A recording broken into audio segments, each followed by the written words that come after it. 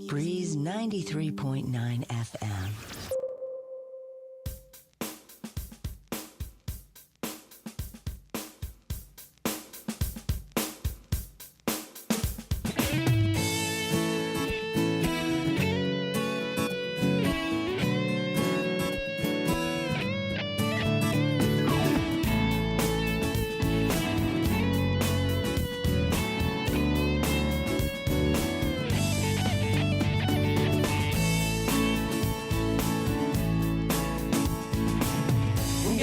Unggan magahit isakman Kiningwam sa ipan lutasan Tiniyan Unggan magahit isakman Say nasi daunan sudah Isakan mit isidenta 42 Patikin natin pu'y tinigi Iyang tigo Mapatinas niya taninat sa nuisakman Islas Mariana Manisabay ang lit Ginakim Pare-paray sinadik Sakman galuntasi Maluan man hiningan siya I-English Kamadsulang madiso sa isakman Unggan magahit isakman Kiningwam sa ipan lutasan Tiniyan Unggan magahit isakman Say nasi daunan sudah Tanahinat ni ihinasota Tan iminalagu gihalong kurason ta Tanalolay lengwa Ikuturata Ihinengizan linalan sa moru Tahak sa hulo isakman sa moru Tanafit mi tanabuni tunay Ikalay ta Para hinanaw tatati Isla Tati para Islas Mariana Unggan magahit isakman Kiningwam sa ipan lutasan Tiniyan Unggan magahit isakman Say nasi daunan sudah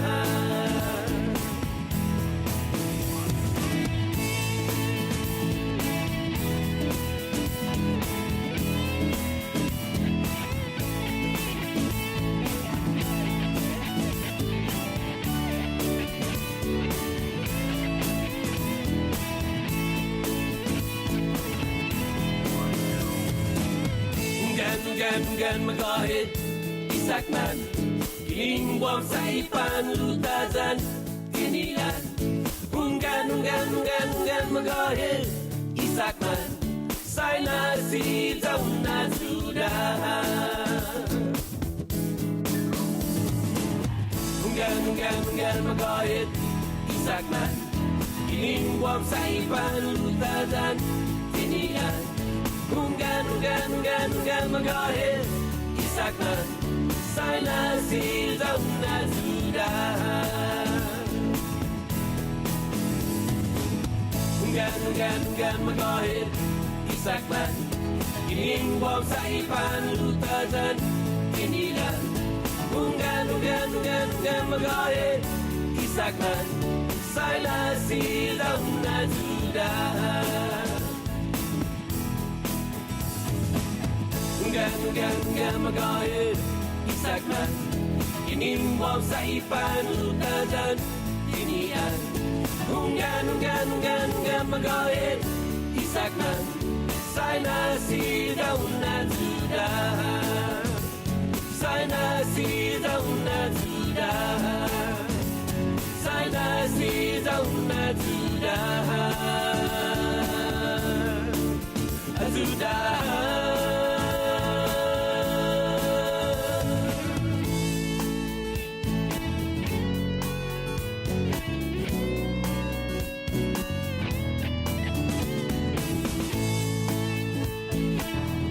Dudahan sa Dynasty Pilipinas Isakmat Zamor.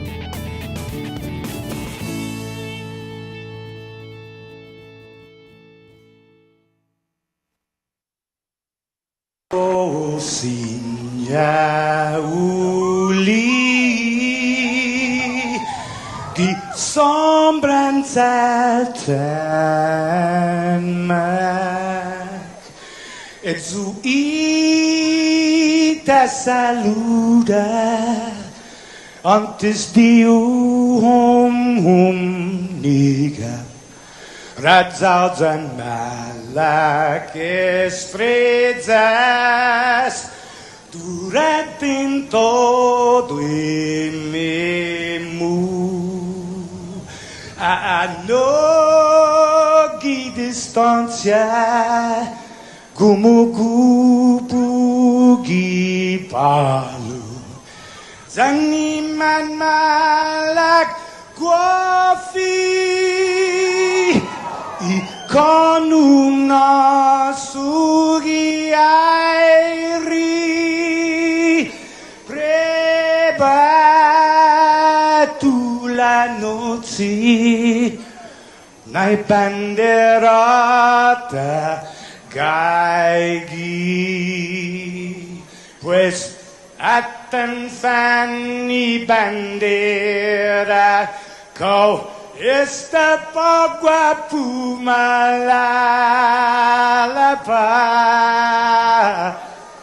Giluk tanu man libri Sentami ti man ko badi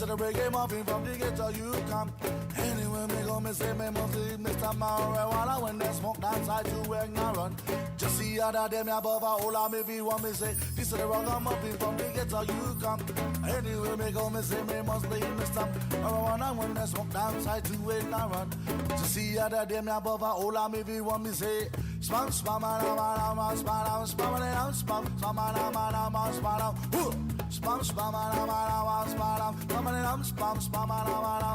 a sexy punky, me punky, gonna make you say that you owe me, and then I'm matter what I wanna say, you wanna say, cause you know say that we feeling come one day, a sexy punky, me punky, gonna make you say that you owe me, and then I'm matter what I wanna say, you wanna say, cause you know say that we feeling come one day, yeah.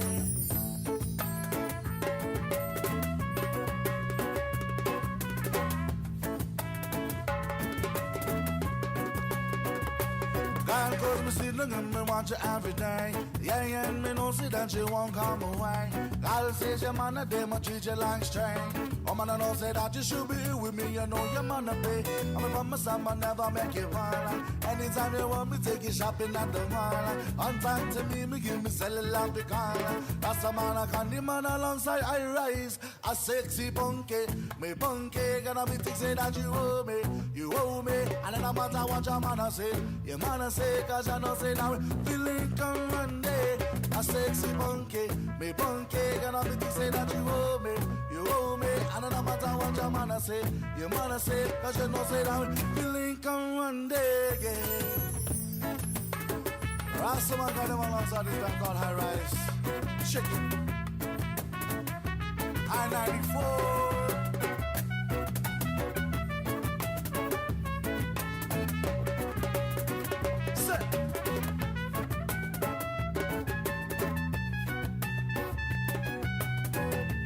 Sama ganja plantai, hona mi da ganja foma.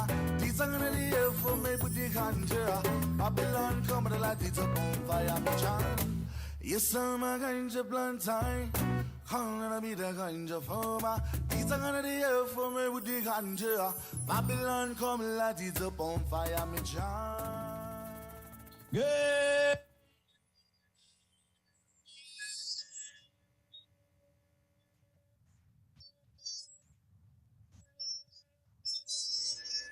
Morning, KUAM. Right on. Woo! Hey, good morning, Jason. Good morning, Victorious. Good morning, Joe, sir. Morning. Good morning. Half a day okay, we hope you guys did your morning squats with us. I know there's even the comments on Twitter, on YouTube, on Facebook. Remember, we're live on all three platforms from now on.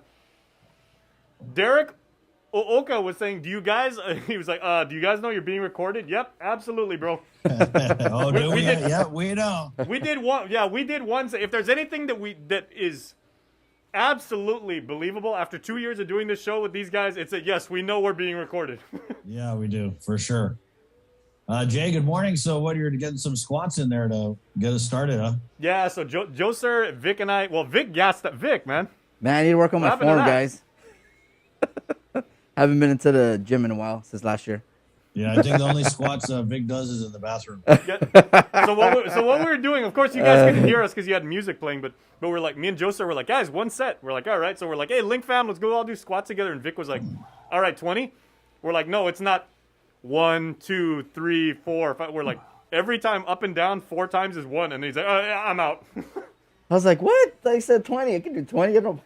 It's probably not the best thing when your board operator passes out on you. So, good. Yeah, at least you know your limits.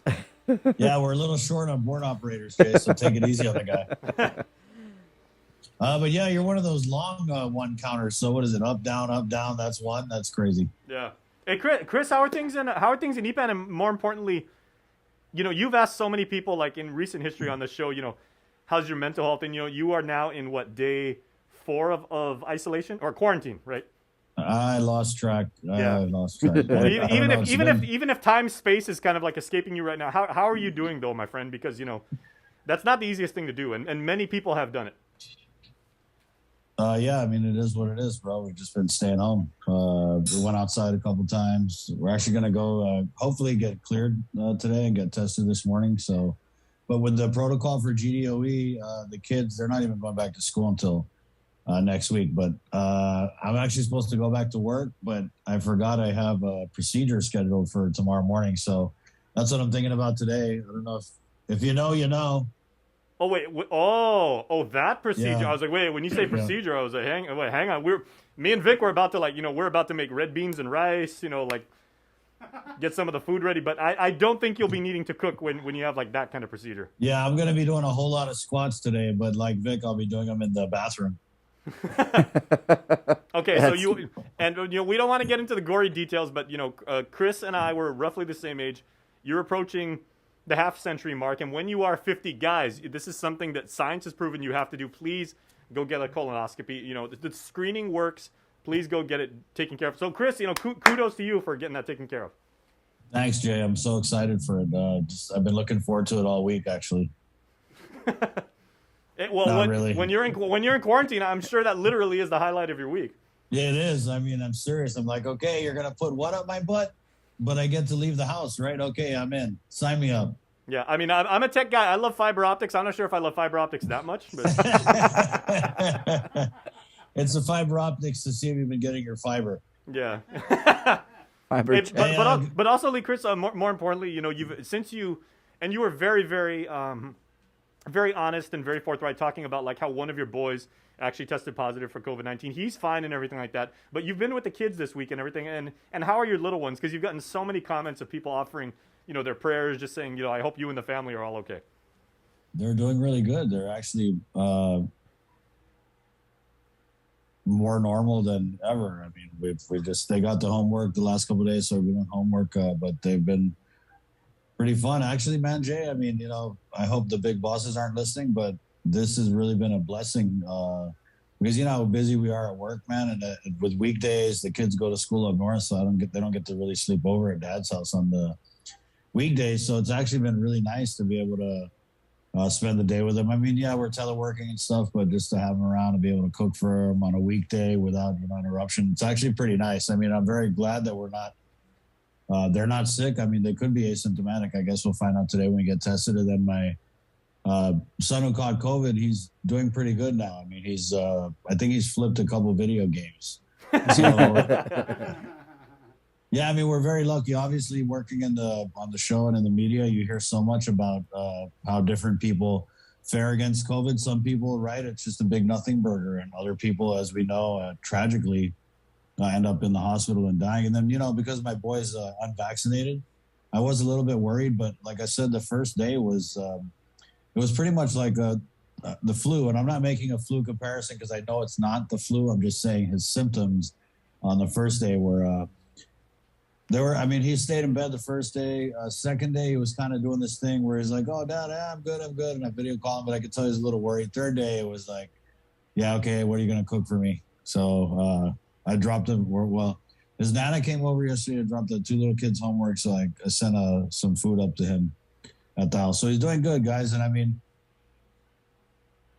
it could go either way, right? And that's the big deal with this pandemic is I guess you just don't know, based on your health and your comorbidities, how you're going to fare when you get the COVID. So I guess the best thing for me is to just try not to get it, right? And we've been going through this pandemic for 3 years, and some people said I'm too careful or what, but I feel like I'm straddling a fine line of living life and doing things that I enjoy, like going out to eat and going to work out at the gym and just, kind of going around, but also, being mindful of the situations that we put ourselves in, especially the situations where you bring down your mask, which is, eating, drinking, gathering, those types of situations. So when I do that, I try and be mindful of who I'm with and make sure that it's like the people that I've been exposed to. Yeah, I want, and actually, I want to say we're now in day 3 of doing this show when you've been like on home quarantine and everything. This is probably the first time that our viewers on the show have actually seen your grill in like 2 years. People have not seen you from like the nose to the chin,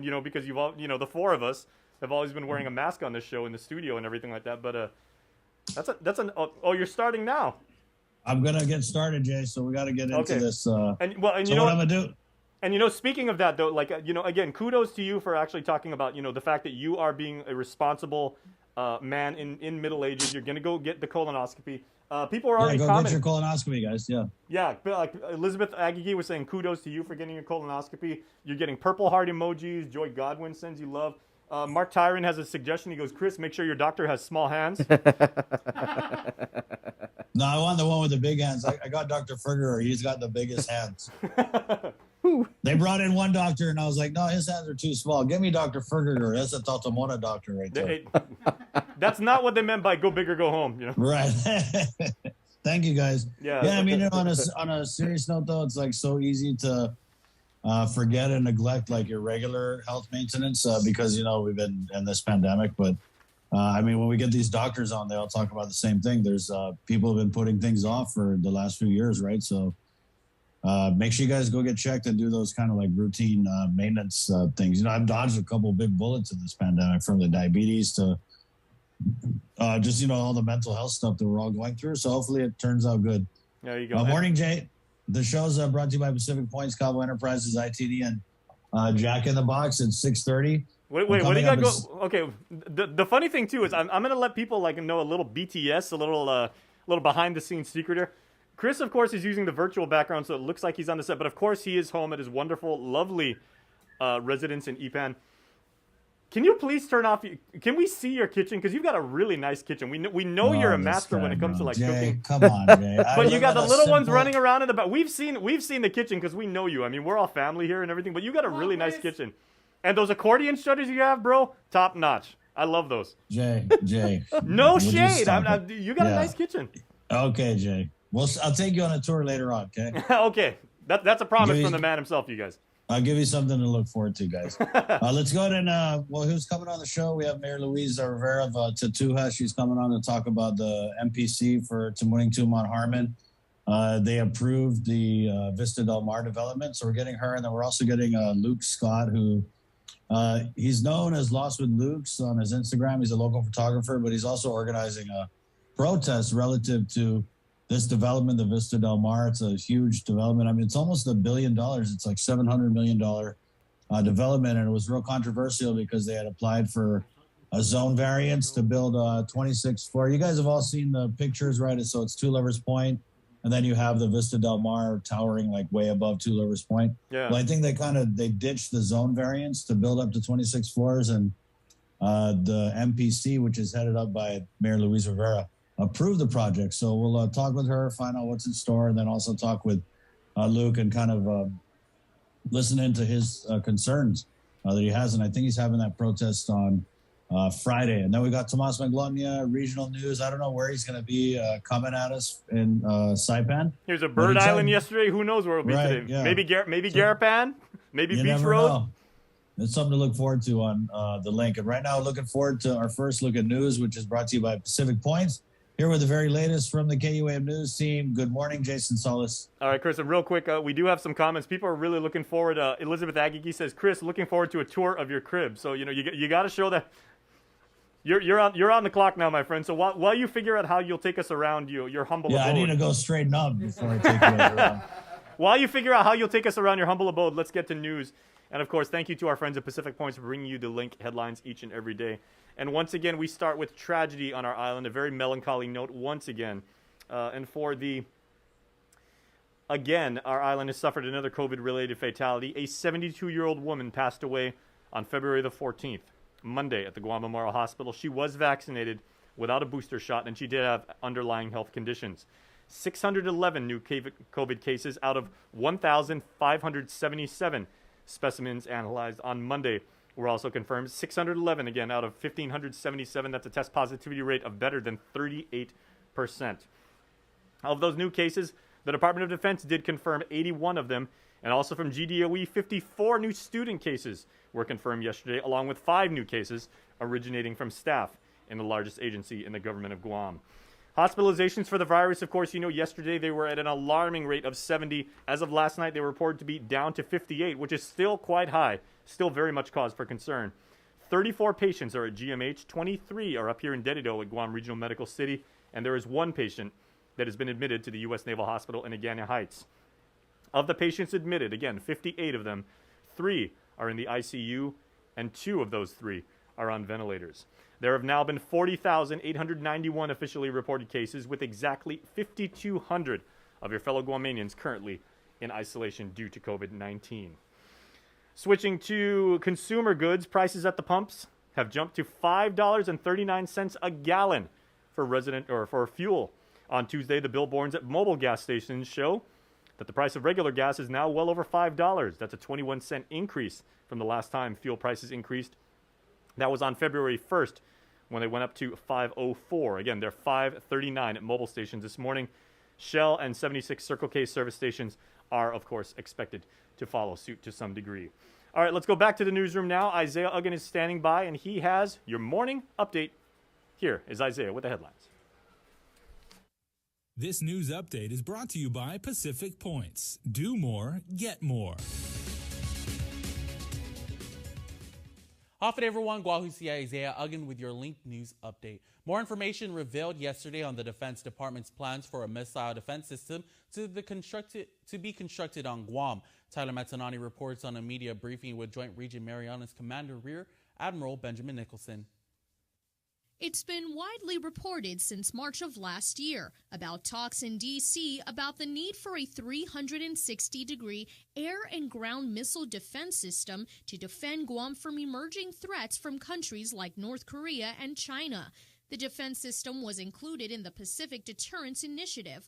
Over the past few weeks, Rear Admiral Benjamin Nicholson says a team from the Missile Defense Agency has been actively conducting assessments of about 18 to 20 military properties. The Rear Admiral saying multiple sites will be needed because the system is separated into different parts and pieces, such as radars, missile launchers, a command and control center, and communication facilities. Ultimately, the defense system would defend Guam from different types of missiles, such as cruise, ballistic, and hypersonic missiles. He adds currently the team from the MDA is conducting research, development, tests, and evaluations. Most recently, the team brought sensitive equipment to Guam that was placed in the air to determine if there are electromagnetic signals that could cause interference or problems. As for the controversial issue over Eagles Field, the Admiral confirmed that a license was signed to explore the possibility of the government using 102 acres of DoD land in the area. He clarified that Eagles Field is but a small portion of the entire DoD swath of property. He also confirmed negotiations are underway regarding a lease. The negotiations, he said, include building into the Gov Guam's new hospital military capabilities, such as a landing pad suited for an MV-22 Osprey. It's a capability that's not currently offered at Naval Hospital. As for the issue of excess federal lands, the Rear Admiral confirmed that a number of military properties that were previously listed as excess are now being reconsidered for use by the missile defense system. Reporting for Guam's News Network, I'm Tyler Matanani. Meanwhile, we asked the governor for her take on the Admiral's clarification of the proposed lease of Eagles Field. She said she thought he did a good job of explaining the importance of military land to the defense of the island. The governor also said she expects DoD to honor its agreement not to increase its land use without returning an equal amount to Gov Guam.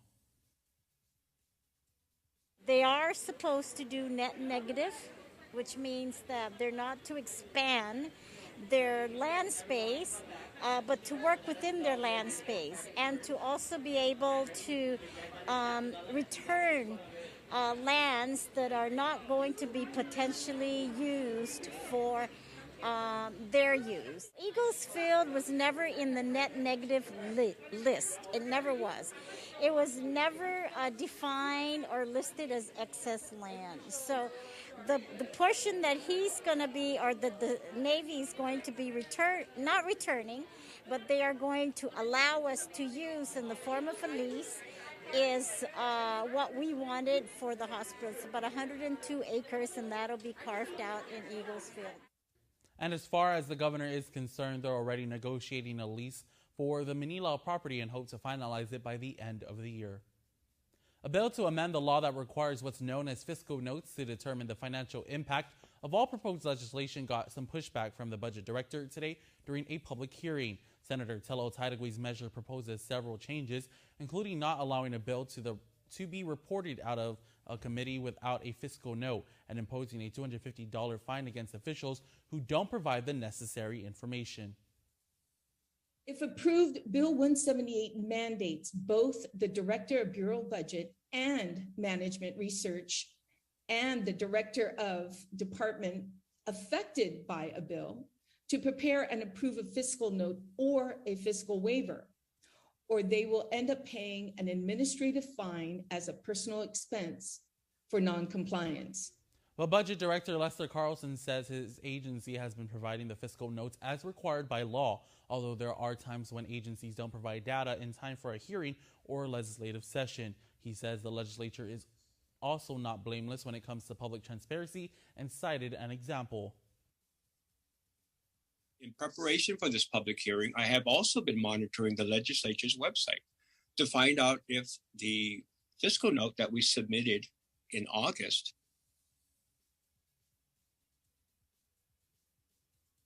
had been uploaded, and it has not. Carlson also knows that the legislature has the authority to waive the fiscal note requirement by a vote of its members. After almost 2 weeks off from trial, deliberations continue today in Superior Court, where several witnesses took the stand. Hannah Devonzo reports.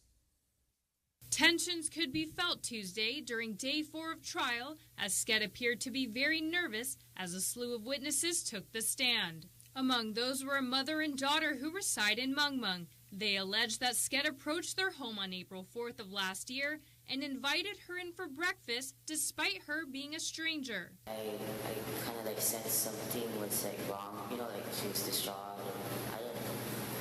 She could be going through something. Other than Sked seeming upset, things went rather normal over breakfast until she asked a question. She just asked me, she goes, "Auntie," I guess for respect. Okay. "Auntie, can I ask you a question?" I go, "Sure." She said, she was, what happened? They found a dead body at her boyfriend's house. It's her boyfriend at her house. What should she do? I said, "Call the cops. Call 911. That's what you're supposed to do." Okay. So she asked you what she should do. Yeah. If they found a body at her house and her boyfriend's house. Yeah. She said they're blaming that it's them or something, or the neighbors, I guess, or something. Criminalist for the Guam Police Department's Forensic Science Division, Zenobia Lin, also took the stand. She discussed the findings from Sked's clothes. Although it was never said if the blood belonged to Sanchez, she did reveal that human blood was detected on Sked's shirt. Judge Perez is aiming for Sked's trial to finish by the end of the week. A child sex abuse case against the former middle school counselor will move forward in the district court. Chief Judge Francis Sidinco Gateway denied Dennis Mark Zerminio's motion to have his case dismissed. In May 2020, an individual identified only as BB to protect his identity filed a complaint alleging Zerminio molested him nearly 100 times in 1981 when he was a teenager.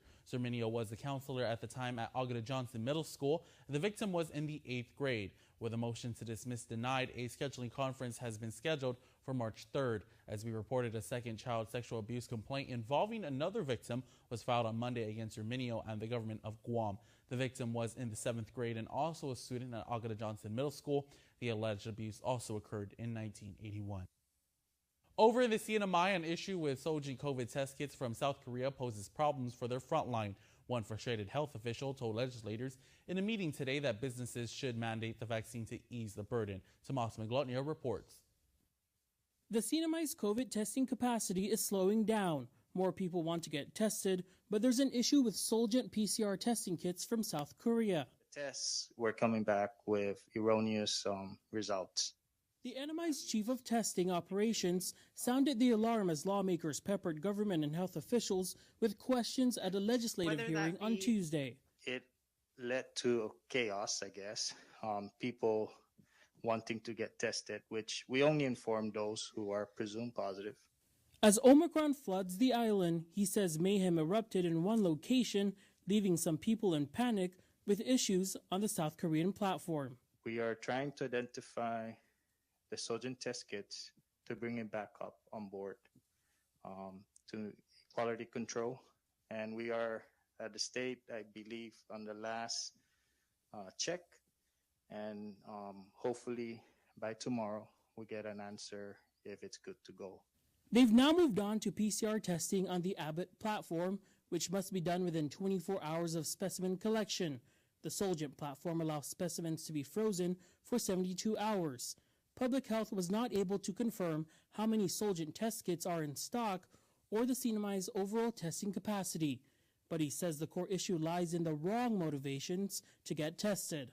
Communities, businesses, if they're not vaccinated, they're requiring them to get tested weekly. For some, I think it's monthly. So there again lies an issue, because that test is only good for that day. While most who register for testing end up testing positive, he says the approach needs to change dramatically for both businesses and even those working at schools. Mandate vaccine if you're a business, and if they cannot, then fire them. I'm being candid here, I'm being honest. NMI Hospital CEO Esther Muña offered her own candid assessment, saying that the islands need a new hospital. The NMI had to open an alternate care site at Kanoa Resort to accommodate increased hospitalizations due to COVID. We're always going to be the only players in town. Executives from FEMA's Region 9 office will be visiting Saipan at the end of the month to assess the state of the NMI's only hospital. Tomas Manglotnia for KUAM News on Saipan. It's a requirement set by the governor for all schools, public and private, but currently not at the top of the Guam Department of Education's to-do list. We're talking about COVID-19 screening testing students. GDOE Superintendent John Fernandez. I'll be candid with you. That's our last priority in our screening, in our testing plan, and part of that is due to the different, to where we are with the current COVID-19 wave, and it aligns, with public health's prioritization, as well as with the available supply of test kits, and then of course the resources to administer testing. In October of last year, the governor ordered schools to test 10% of their student population biweekly to prevent the spread of COVID. The most recent executive order allows the schools a little more freedom and to only test 10% of the consenting student population. Fernandez adds that GDOE may begin swabbing students near the end of the school year or probably into next school year. Island businesses now have a place to change trash into a new marketable product. The Guam Green Growth, or G3, held a ribbon-cutting ceremony yesterday afternoon, launching its Circular Economy Makerspace and Innovation Hub at Chamorro Village. Dr. Austin Shelton is the director for the University of Guam's Center for Island Sustainability. Through the Guam Green Growth Circular Economy Makerspace and Innovation Hub, we're really excited because this means that our community can come get an ownership role in the emerging green economy. And so we have lots of different equipment like 3D printers, CNC routers, laser cutters, where any entrepreneur or artisan can come and take a waste product and turn it into a new marketable product. You can make new products out of what we traditionally call waste products and contribute to this emerging green economy, and you'll have access to lots of different business development resources here in the Innovation Hub. So things from like how do you get a business license, how do you create a marketing plan, or how do you take advantage of qualifying certificates or other tax incentives in order to be successful in this green economic growth area. The hub will be open weekdays from 11 a.m. to 5 p.m. For more details, you can head on over to guamgreengrowth.org. A call for Valentine's Day cards for elderly residents across the ocean translated into action for our own elders at home. Here's this week's Giving Every Tuesday.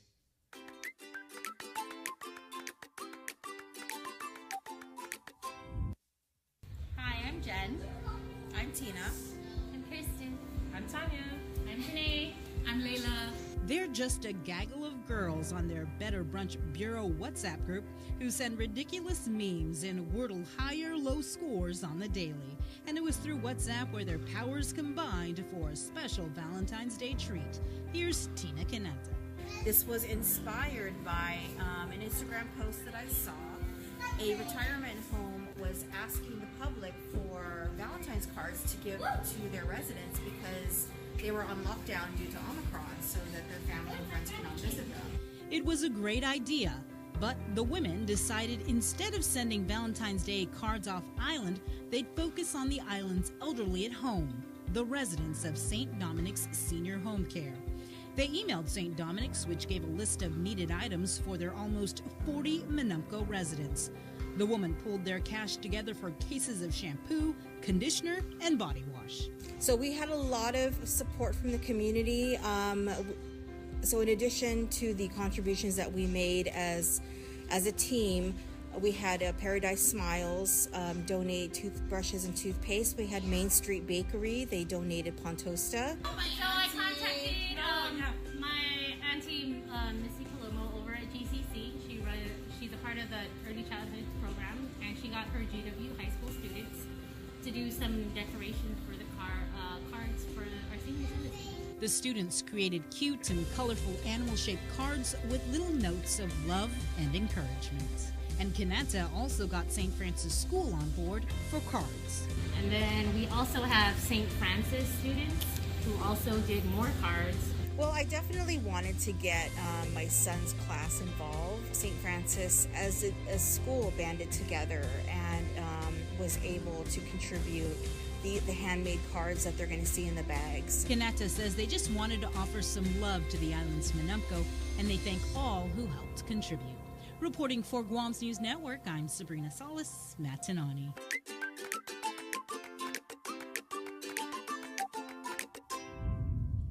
For more news, go to KUAM.com. Guahusi Isaiah Ugin. We'll see you tonight on Primetime. This news update is brought to you by Pacific Points. Do more, get more. And now another link tradition as we do each and every day. Here's Uncle Ken with your morning news tomorrow news update. Buenos updates to get some to be tomorrow in the KUAM News. Presented ni Familian Mizo gi First Hawaiian Bank. Nimiteng ni zanita to media gi mati si komandante ni Joint Region Marianas, gi Almirante Benjamin Nicholson. Sangan na itim gini na di Missile Defense Agency sa Marikanono si kasi 18 sta 20 na propiedad di militar. Praji 360-degree missile defense na sistema. Ilang Almirante na lambigay siya na lugar manisisita. Sa na sistema sa masipara para differentes klase ni NISA, tagwi radar siya, missile launcher siya, e command and control na lugar, san todo y facilitadad komunikasyon. Los últimos sempre defense system sa sina defendi guahan contra differentes klasen missile, tagi cruise, ballistic, jani hypersonic na klasen missile siya. Pero di Eagles field na lugar a confirma si Nicholson na mafitma esta lisensya para marikanosi ko posible no na 102 hektarya na tanoy Department of Defense guhin na lugar. Ana Claudia Admirante na di Eagles field sa dikikia na lugar kumungkwenta to di tano DOD. Ang confirma mas na esta manegosyo para umali sa lugar. Adyo na negosyo sa sumana iti para managwagi nuevo na sekretary gobernamentong gohan, kapasidad militar, tagi sa ganluman para di MB-22 Osprey na Barkanairi. Adyo na kapasidad sa tazagi na hospital.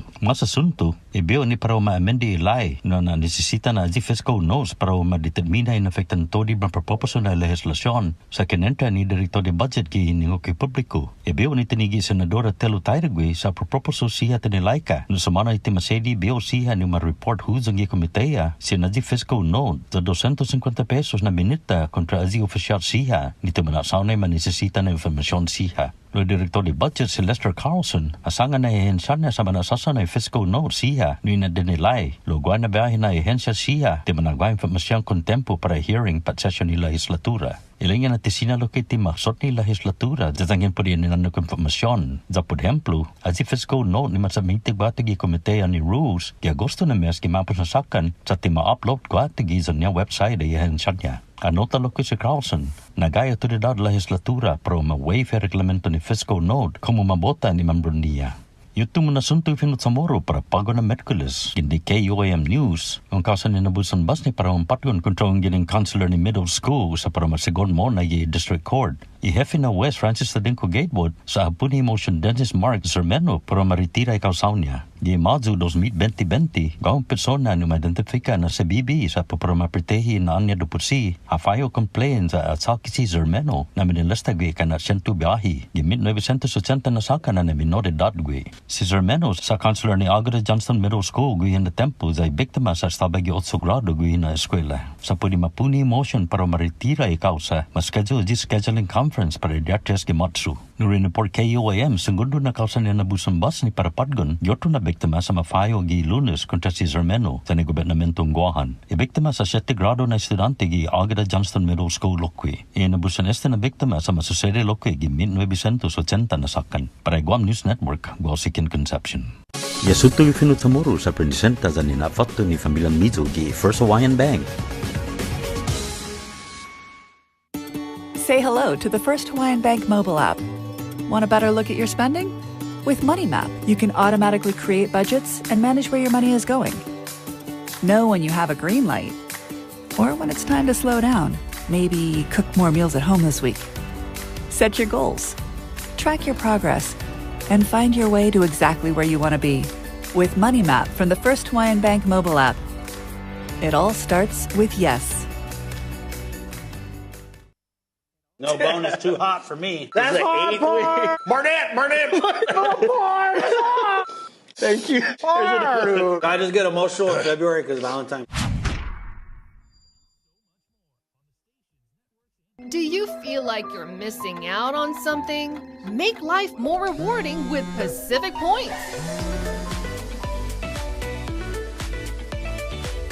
Earn and redeem points for bill rebates and free load at IT&E, discounts on fuel at Shell, vouchers at Foodies, and United Mileage Plus miles. You can even pay with Pacific Points at IT&E, Shell, and Foodies. Pacific Points. Do more, get more. It's deep diving into what's making news, listening to your feedback, and getting you the answers you deserve. Plus, remembering to laugh a little too. Join me, Chris Barnett, on The Link, live streaming video on the KUAM News Facebook page and YouTube channel, and broadcast live on The Breeze, 93.9 FM, KUAM.com, and the KUAM News app. Miss The Link, miss a lot, so don't miss it. The Link is presented by IT&E, Calvo Enterprises Inc., Jack in a Box, and Pacific Points.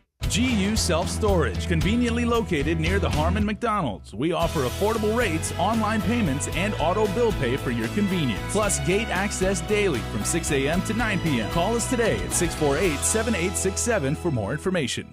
Get the job done the right way by getting the right stuff at East West Rental Center. With years of experience helping builders, we definitely got what you need. Call 646-1463 or visit us in Upper Tumon. Open Monday to Saturday from 7 a.m. to 5 p.m. and on Sundays from 8 a.m. to 5 p.m. Taco Bell is so good and so cheap. I know, right? I wonder why. What if they know we're broke? What if they're trying to be the good guys? Thanks, Taco Bell! Mariana's Irrigation and Landscape Superstore. Stop on by and visit our showroom today. We offer everyday low prices on all major outdoor power equipment like bush cutters, chainsaw, power washer, generators, and more. Need service, repair, maintenance? Well, check out Guam's best superstore only at Mariana's Irrigation and Landscape, located in Barragata along Army Drive between Submarina and Besta Market. Call 735-7446 for more information. Now shipping to surrounding islands. Mariana's Irrigation and Landscape Superstore. New Spicy Lovers Pizza from Pizza Hut. Hurts so good. With its spicy marinara and sliced red chilies. It's like a roundhouse kick to the taste buds. How's it looking? Don't be bashful with the fiery flakes now. I want it to be real spicy. I haven't started yet. Okay, I'm ready. The new Spicy Lovers Pizza. Get it while it's hot. You want respect? Red chilies get you respect. Knowing our Pizza's the Hut. Join Nestor Lacanto for virtual in-depth discussions with the movers and shakers in our community every Wednesday on In Full Zoom. Presented by IT&E and Calvo Enterprises Inc. KUAM Communication is your go-to source for the biggest national and international sports events. Check out KUAM TV 8 and KUAM TV 11 for the biggest sports specials, championships, and events from every court, track, field, and playing ground. We're bringing you all the action and excitement. Brought to you locally by Mariana's Irrigation and Landscape and Docomo Pacific. The KUAM Podcast Network is back and on demand, featuring a great variety of podcasts from our island and region, including culture, lifestyle, awareness, crime, politics, commentary, comedy, and entertainment. Available on most streaming platforms. the KUAM Podcast Network. Subscribe and listen now.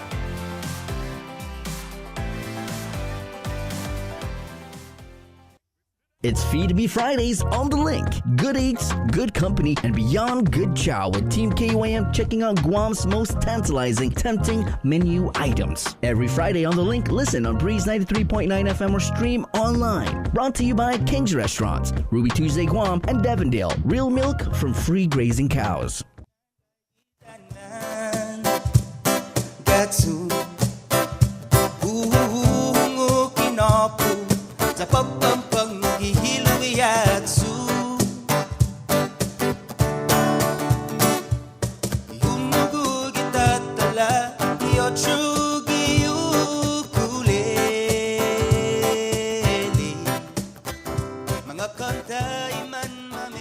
Joe Garrido right there on The Link, brought to you by Pacific Points, Combo Enterprises, ITD, and Jack in the Box. It is Wednesday. Is it Wednesday?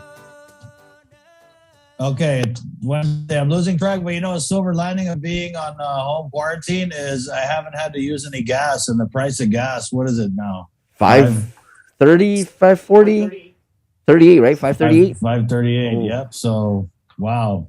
That's really going to impact our culture because, our culture, part of it is to stroll and gallivant. There goes my Sunday cruising. I know. We got to use the drone now to get around it. I'll send messages using the drone to you, bro. Save your gas, guys. Check out our Scenic Sundays on KUAM News social media properties. We fly up the drone and then we take you everywhere you wish you could have gone if gas wasn't $5.39 a gallon. I got you guys. I'll pay that $5 something for you guys. I'll bring you guys all the good stuff. Let's go over to the KUM News Link Zoomer. We have Morning Tomb on Harmon. Mayor Luis Rivera standing by. Mayor, I guess we'll just start there. How much of an impact do you think this latest increase in the price of gas is going to affect the Mayor's Council? I know you guys go around and do a lot of stuff. Yes, it's going to affect us big time. And, a lot of people are, we're feeling it all over. A lot of people are coming by, asking money for gas. They need gas for their cars, but among that, we do have all our runs, and so we plan out our day on where we need to go so that we can do our best to try and economize.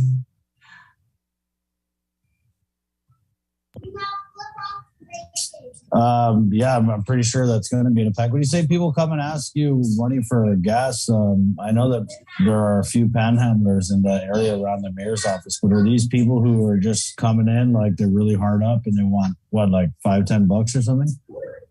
Yes, and we're seeing that now. It's even people that are employed, but they don't get paid till the end of the week, things like that. I mean, everybody's affected. Everyone's feeling it. Yeah, I mean, definitely gas is, I would say everybody's affected. I know the governor is talking something about electric cars. She wants to get some electric cars. Have you guys had that conversation yet, Mayor? I know that that there has been talk, but not directly with me. I've been hearing about it, but because of course the funding that's being given to us, we needed to put out a spending plan. So we are all in need of vehicles, so these are things we have to look into. What would be best for our community? And, of course, cost saving measures so that we can expand our fleet and, get the vehicles we need. So, of course, we're looking for vehicles that won't eat up a lot of gas, gas guzzlers. So, that was part of the conversation. Wow. Yeah, I'm pretty sure whatever you guys budgeted for gas, you might have to go back and revisit that, right? Yes.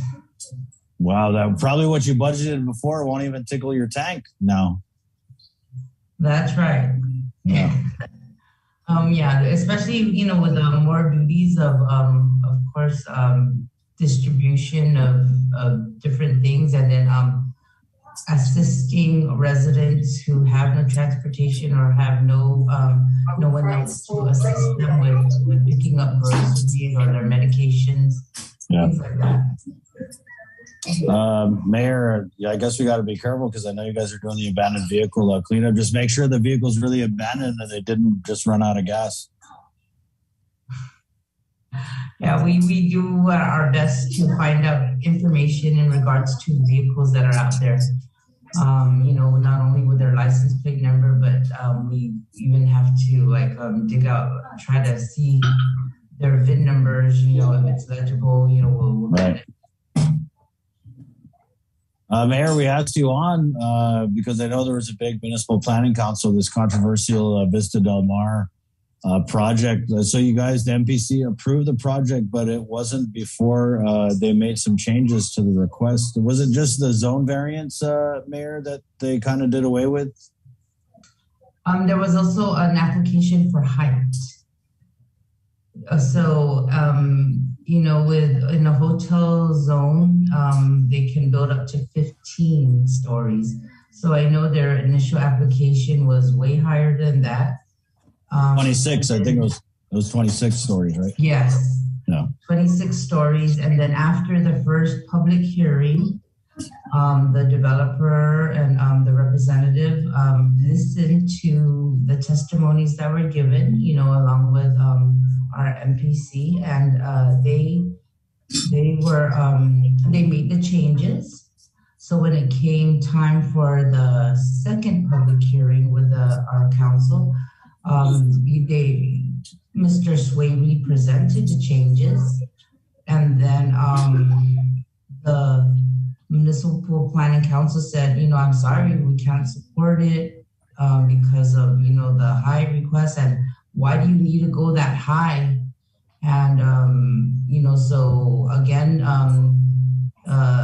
Mr. Swavely, talked to us about, about removing the additional 3 stories.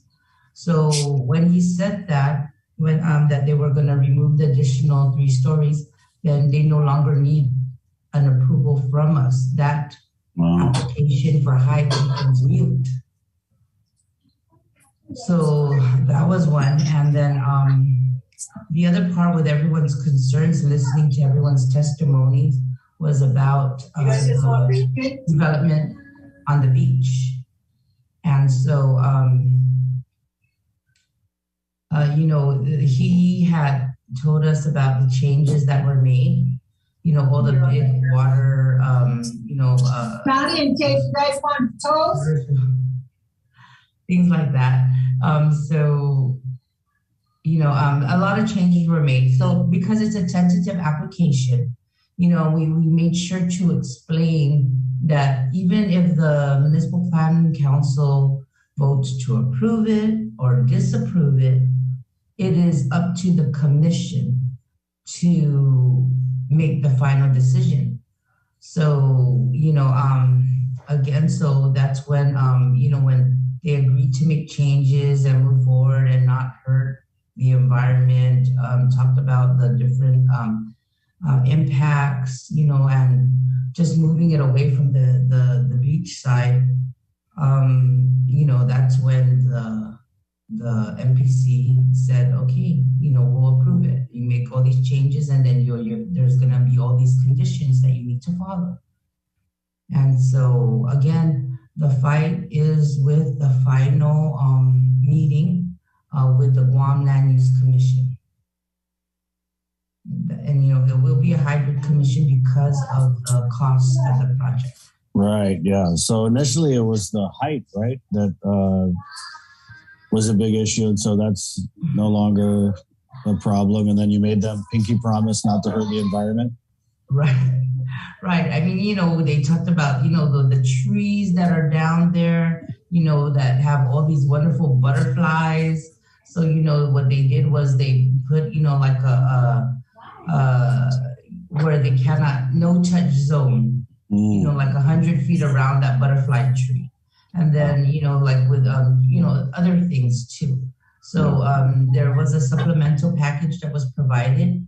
And, we're gonna, hold them to the fire on this. They are going to be closely watched because, we are all concerned about our environment, our culture, our traditions, and so, a lot of groups have approached us.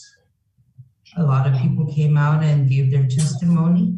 I also received many. So, we are listening, and the final decision comes from the Guam Land Use Commission hybrid meeting. That's where the final decision will be, with other members there, not the Municipal Planning Council. It will be the Guam Land Use Commission. Right.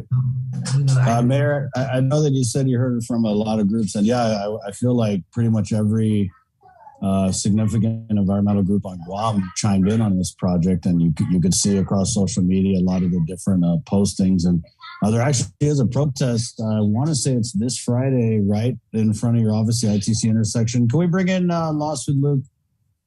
Luke here, it's part of a land back, stand for the land protest that's going on Friday. I think we got Luke. Guys, do we have Luke? Okay. Luke, good morning. Good morning. How are you guys? Hey, Luke, good morning. We're doing pretty good. So I know you just heard what the mayor had to say, and it's kind of out of the MPC's hands, but I guess a good place to start would be what exactly are your concerns with this project, the Vista Del Mar project, and did some of the changes that happened prior to the MPC approval, were you okay with those, or are there still changes that you want to see, or do you just want to toss the project altogether? Go ahead.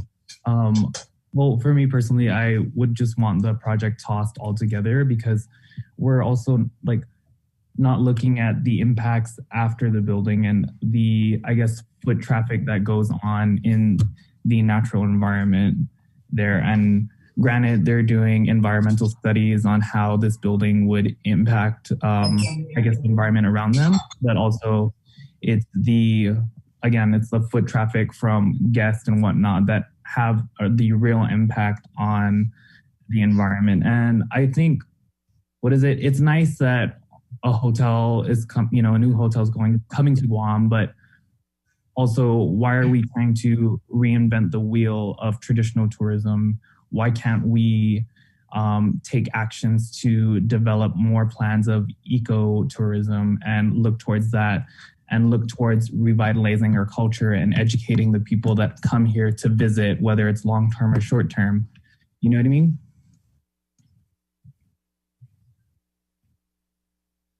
I do get what you're saying, Luke. And Mayor, and I know it's a done decision with your MPC, but to me, this project had represented a lot of things. I mean, there's the obvious environmental concerns, but then there's the idea that we're now attracting tourists outside of Tumon in a Tumon style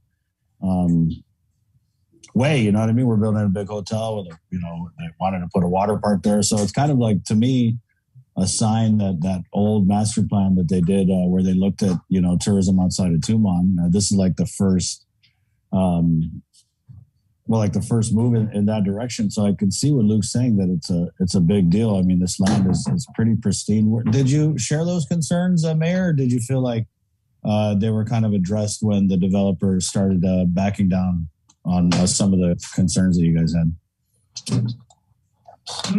Well, I know that they were talking about, the master plan, about how they wanted to move, part of the hotel resort up and out of Tumon, to expand it.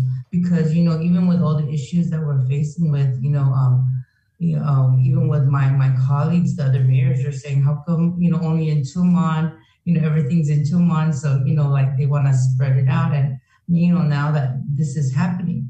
So again, it's a tentative plan, and of course, it's their private property, and so those are things that were mentioned about.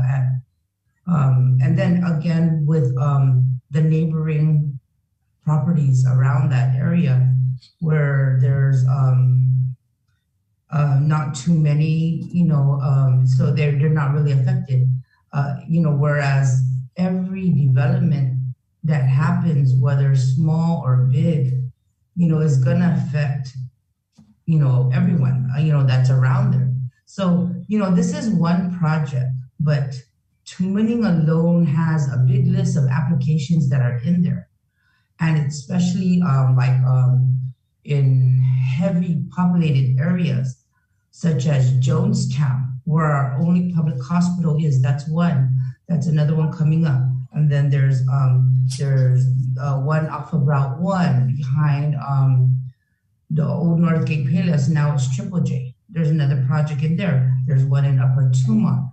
There are so many. So I've asked the Department of Land Management to give me a list of all these applications that are there, because this Vista Del Mar project is only the first of, now we're seeing the requirements of the open government law, having to publish it, publish the Municipal Planning Council is required to put out 2 notices.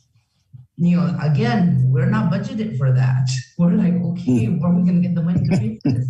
So, I need to see all these applications that are in, talk to them. Are you sure you still want to go forward? And we want to catch and let them know what the issues are before they move forward and spending and all this, because I'm sure the developer knew how we all felt about, the environmental impact and, our ancestors being buried there, things like that. They may have a different plan. So I applaud to also these architects and developers that are out there, that are reaching out to all our people, checking, giving us a courtesy call to let us know what they are planning before they actually put in an application. So this is all still new to us. And, so again, Vista Del Mar's project is one of the first that is going out this way, with all the notification and hearing testimony from people who don't live in Tumaning, Harmon, that people that have come in, because yes, it is going to impact everyone on our island, not just those that live around there.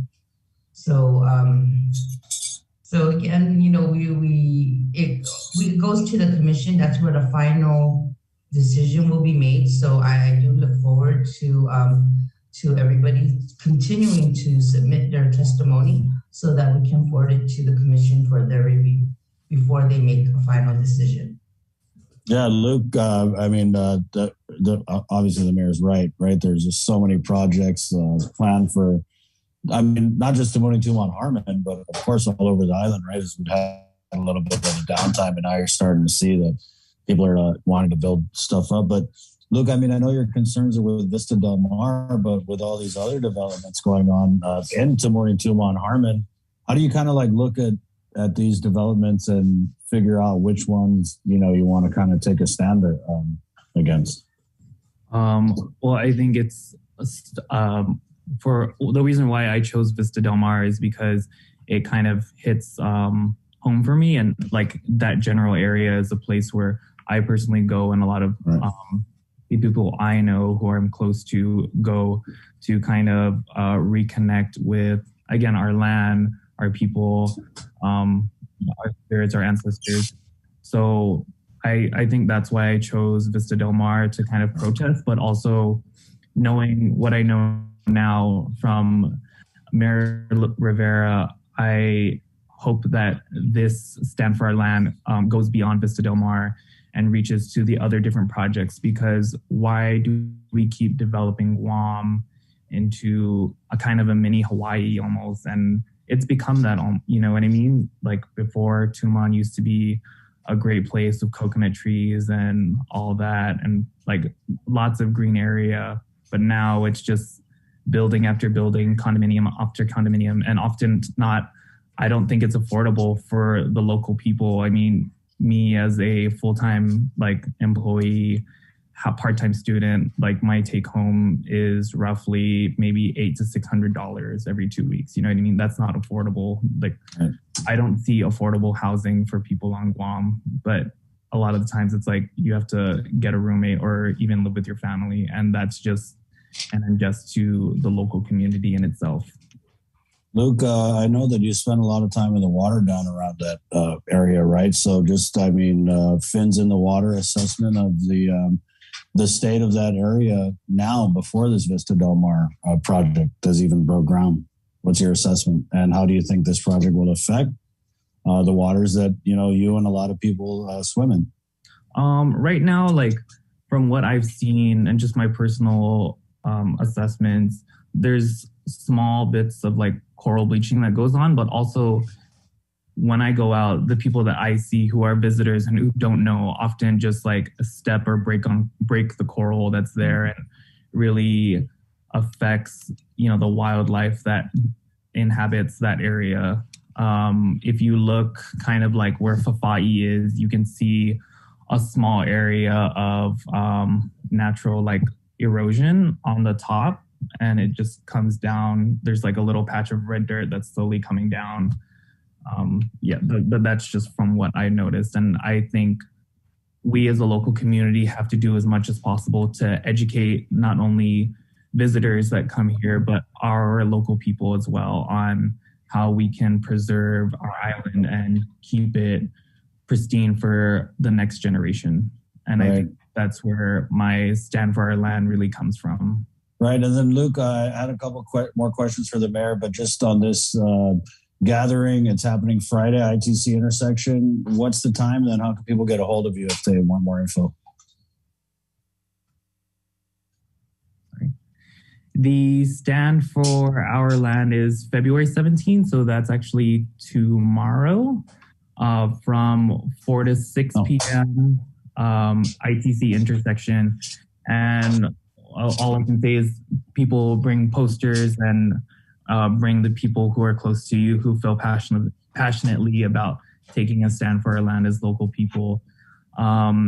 Really just be safe, wear your masks, practice social distancing while you're there.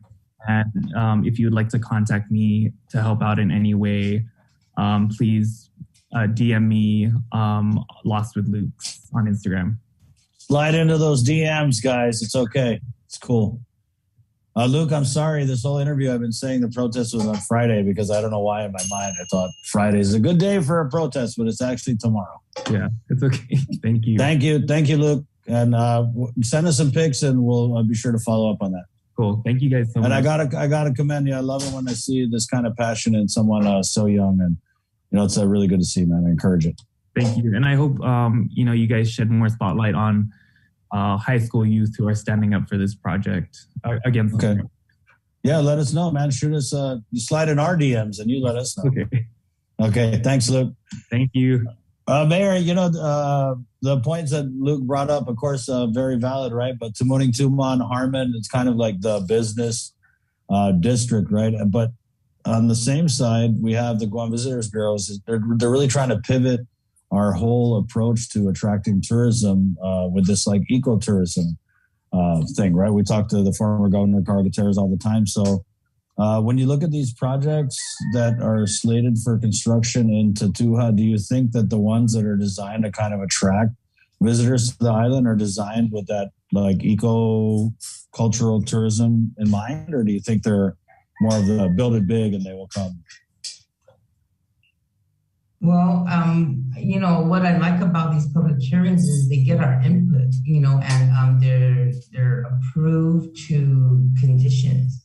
So when we hear the project and we hear how they're, what they're planning, and we need to make sure that they're eco-friendly. We talk about where they're where they're going to be able to catch their water, where is it going to flow to, a lot of different things.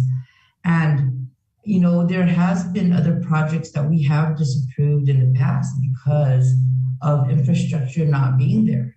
The area is a place where it's constantly flooding.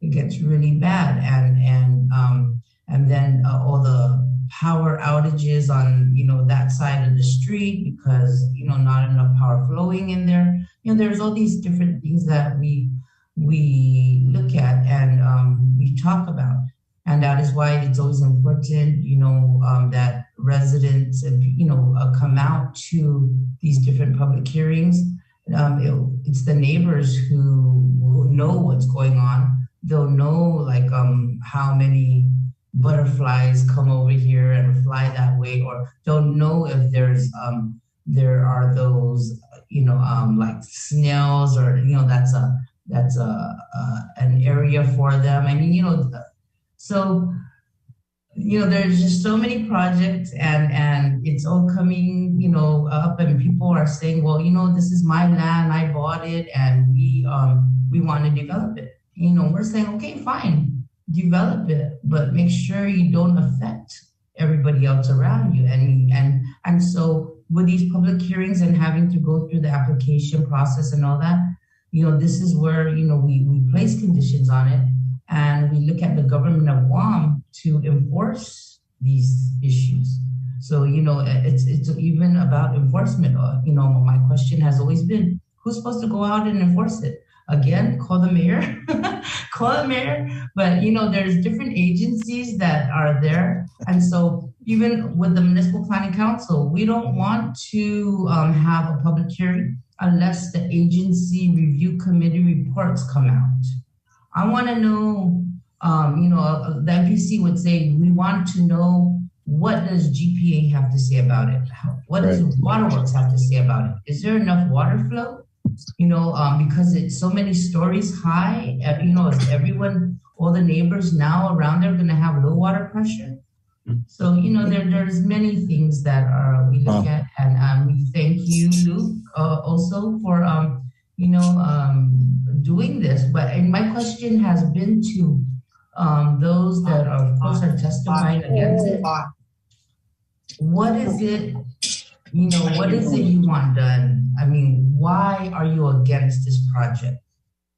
I need justification, because I, too, I'm going to be part of that hybrid commission meeting. So, because it's in our community. So I want you to tell me why exactly you want it disapproved. Because if it was for the height, that application is now moot. So again, I look forward to seeing all of you tomorrow at the protest in our park, and and make sure everybody stays, their social distance, and just respect one another.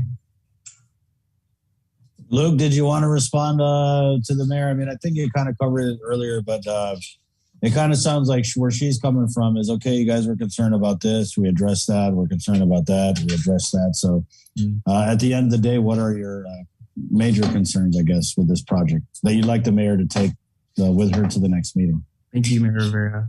And I appreciate your blessing and well wishes for us tomorrow.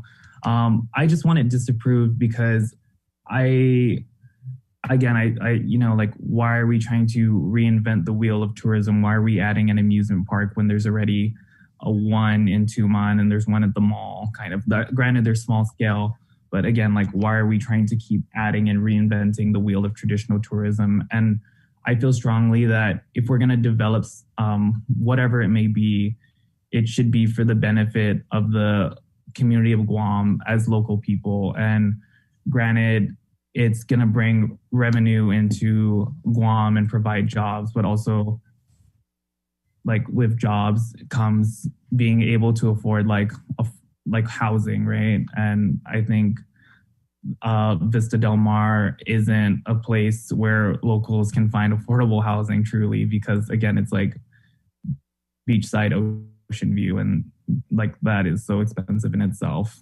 And I guess, we should try to practice, again, more eco-sustainable tourism and really put money into revitalizing the culture as well as educating people on our culture, because that's why people come to Guam, is because they want to experience nature and beauty, and they want to experience our culture, our Anafamalik, and to, I guess, keep developing Guam into a small, island of cities and towers and condominiums is taking away from why people come here. Got that, Mayor? Did you write that down? Take to your meeting? I got that. But, even this morning, as I was thinking about this, this interview, I was just also thinking about like, look at our Jigo amusement park, how when we were younger, it was so much fun to go to, and then it's been closed and there has not been, anything big like that after. And then all these children that are out there that are wanting to go to Disneyland. So people can't afford it, just the flights alone to get them to Disneyland. I mean, we're lucky that, they have one closer now to us. There's one in Hong Kong and Tokyo. But, there's, to me, not enough amusement pays for people of our island. Yes, they're enjoying coming to Guam for the natural beauty and, our environment, just like a lot of people are going to Palau because of the swimming and the fishing and all that. Everywhere has, James, their specialty. And again, I lost this for some reason. To just continue to work together to bring wonderful things to our island. We're not going to be pro-development. I mean, there are some great things that are here. But we need to be fair to property owners, and the thing is the neighboring properties too, and they are happy to do this because they're mentioning, look at now with all the squatting that's going on, all the illegal dumping. At least having a developer come in and fix it, beautify it, and all that. We'd rather see that instead of the dumping. And then again, to offer people jobs, because look at a lot of our people that are out there begging on the streets. They're able-bodied, but they're saying that, they're not, no one wants to hire them. So they give up and they'll just go out there because, they can make some money, to buy food, things like that. But, so we try to talk to them about what issues are you having? How come you're not going and working somewhere? Or, and then they tell us, about their personal issues of no ID, it's like, and then like things like that, it's like, that's simple, let me help you. Yeah. And so, there's different things to look at. And yeah, Mayor, I get it.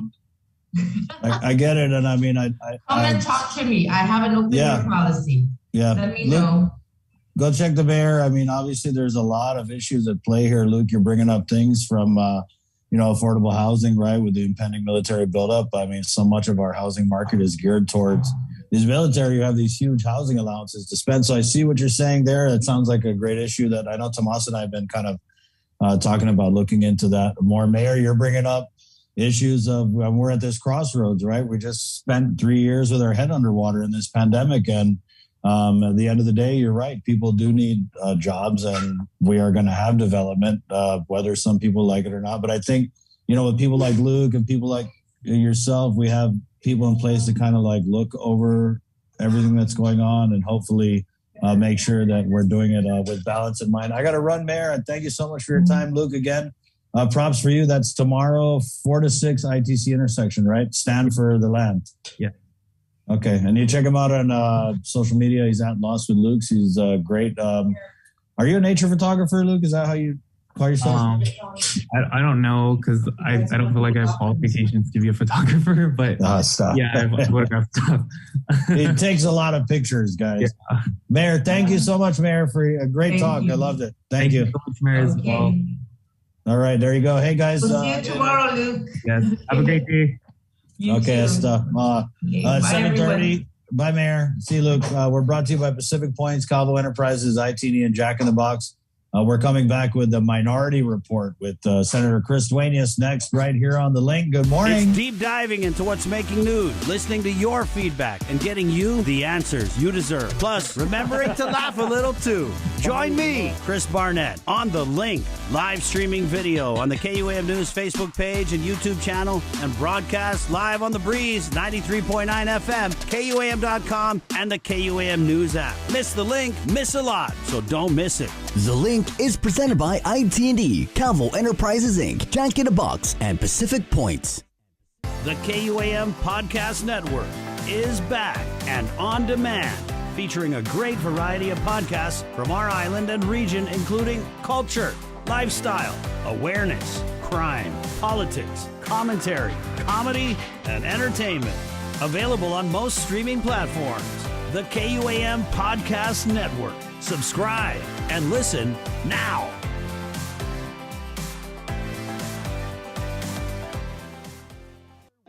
Uno Mixed. We're mixing it up on the last Thursday of every month with a look at lifestyle, entertainment, food, and so much more on the stations, networks, and digital platforms of KUAM Communications. Uno Mixed is presented to you by Docomo Pacific, Better Together, and Pepsi. That's what I like. Let us know what's up on our KOM News WhatsApp tip line at 671-727-0094. Share information about what's happening in your town, on Guam or the CNMI, and what you want us to know. Reach us on WhatsApp at 671-727-0094. It's Feed Me Fridays on The Link. Good eats, good company, and beyond good chow with Team KUAM checking out Guam's most tantalizing, tempting menu items. Every Friday on The Link, listen on Breeze 93.9 FM or stream online. Brought to you by King's Restaurants, Ruby Tuesday Guam, and Devondale. Real milk from free grazing cows. We know you're tired of hearing about COVID-19. Some of you are probably wondering whether this is ever going to end. However long it takes, we all have to do our part, including our children, to hold the line. You can protect yourself and your family by getting vaccinated. And if you're already vaccinated, don't let your guard down because you can still give and get COVID-19. And if you're not vaccinated, remember that if you catch the virus, you could suffer more severe complications. At the end of the day, it's the choices we make to protect ourselves, our families, and our community that will control the spread. We know it sounds repetitive at this point, but again, wash your hands, watch your distance, and wear your mask. Together, we have to hold the line.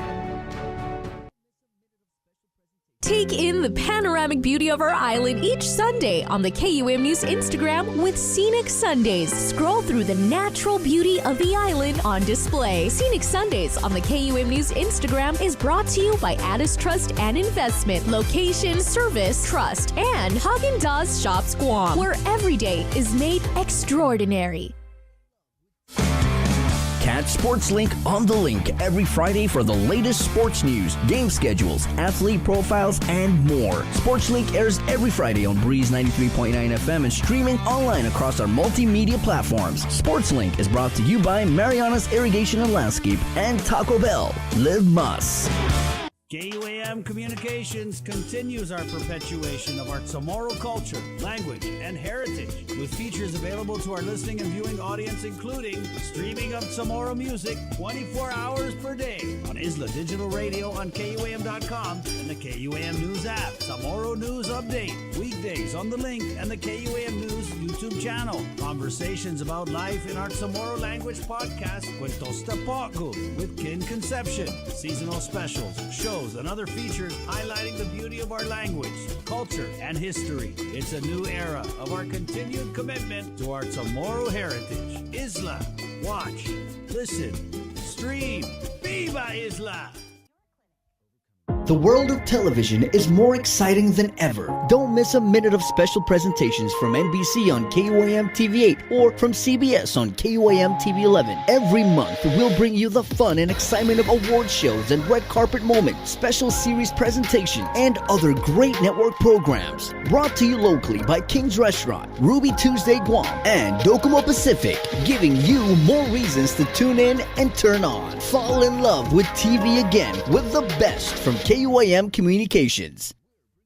The Culture Club returns to KUAM Digital and KUAM News Weekend Edition, highlighting Guam's young artists, activists, and crafters as they work to protect, preserve, and promote our Chamorro culture. Watch this weekly feature on the digital platforms of KUAM News Weekend Edition, brought to you by Hanum, the freshest bottled water made in Guam. Join Nestor Lacanto for virtual in-depth discussions with the movers and shakers in our community every Wednesday on In Full Zoom. Presented by IT&D and Calvo Enterprises, Inc.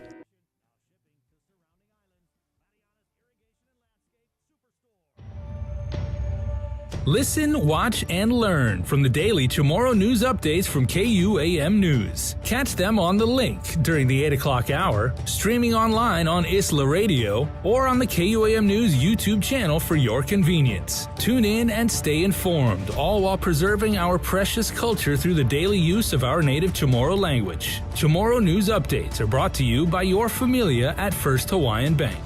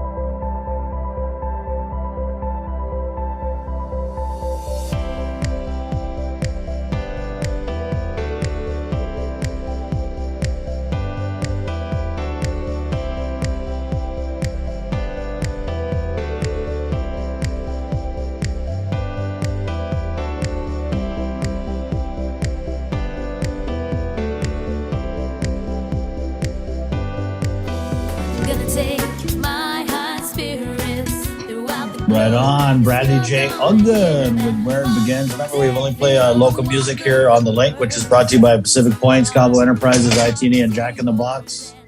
To the KUAM News Link Zoom room we go, where we have the Minority Report with Minority Leader Senator Chris Duenas here. Good morning, Senator.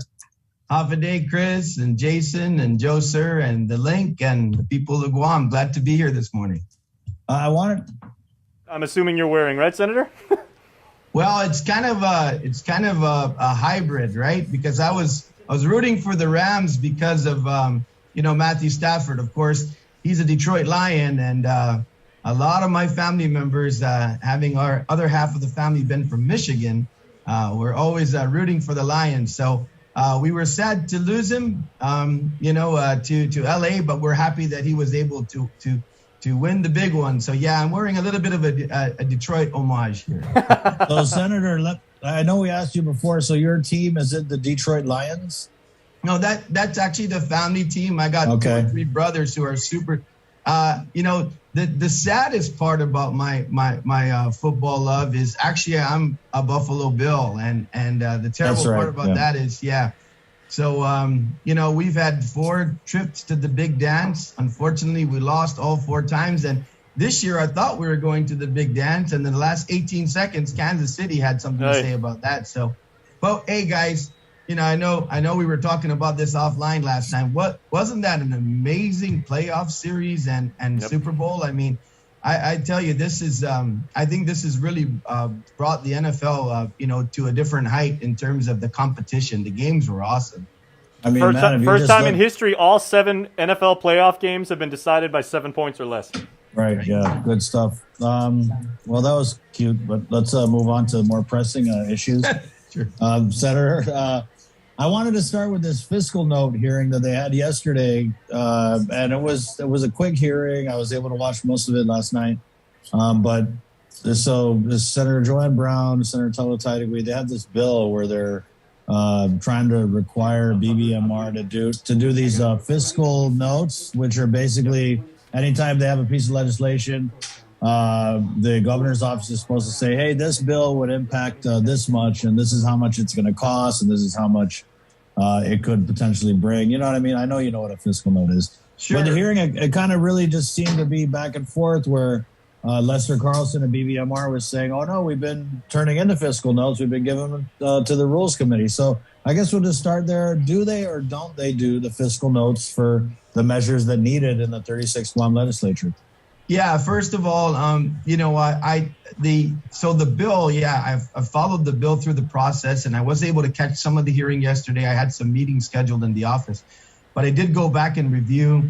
What the bill really tries to do is tighten things up and strengthen the already public law of requirement of fiscal notes.